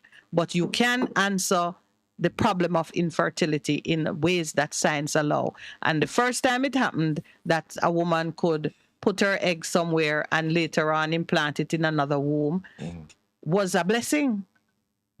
Not saying no, but I love what you have added to that in terms of doing it. But in an ethical way. That's what is holding it right now at the gate, Because it's saying, and then he asks, what is the motivation for doing this? You ever heard people talk about human 2.0? You ever heard that discussion? Yes, but she wasn't talking about... she was referring to an article that I scanned that somebody had sent in, but I didn't read it in its depth. But nothing new under the sun. Man has always been trying to have children when the womb seemed to be lazy or closed. Some have had supernatural encounters which opened up the channel. I know of at least one woman who have a baby because the Lord restored the womb, because he make the body and can put back apart that. And we, in our way of imitating the divine, we constantly push to see, well, if God can do this, maybe man can synthesize it. The morality is always the issue. Motivations. Oh, wow.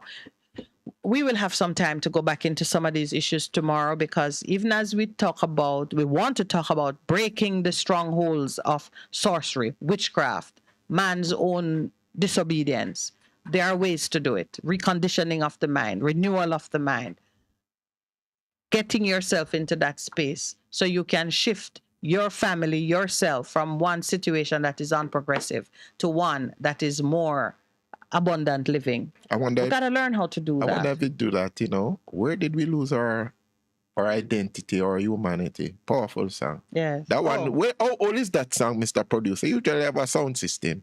70s, 80s, 60s. All right. While Lloyd find that song, let me say the thank yous. Thank you to everyone who listened, participated, supported us, and even to the gentleman. I got a comment was posted last night, I think.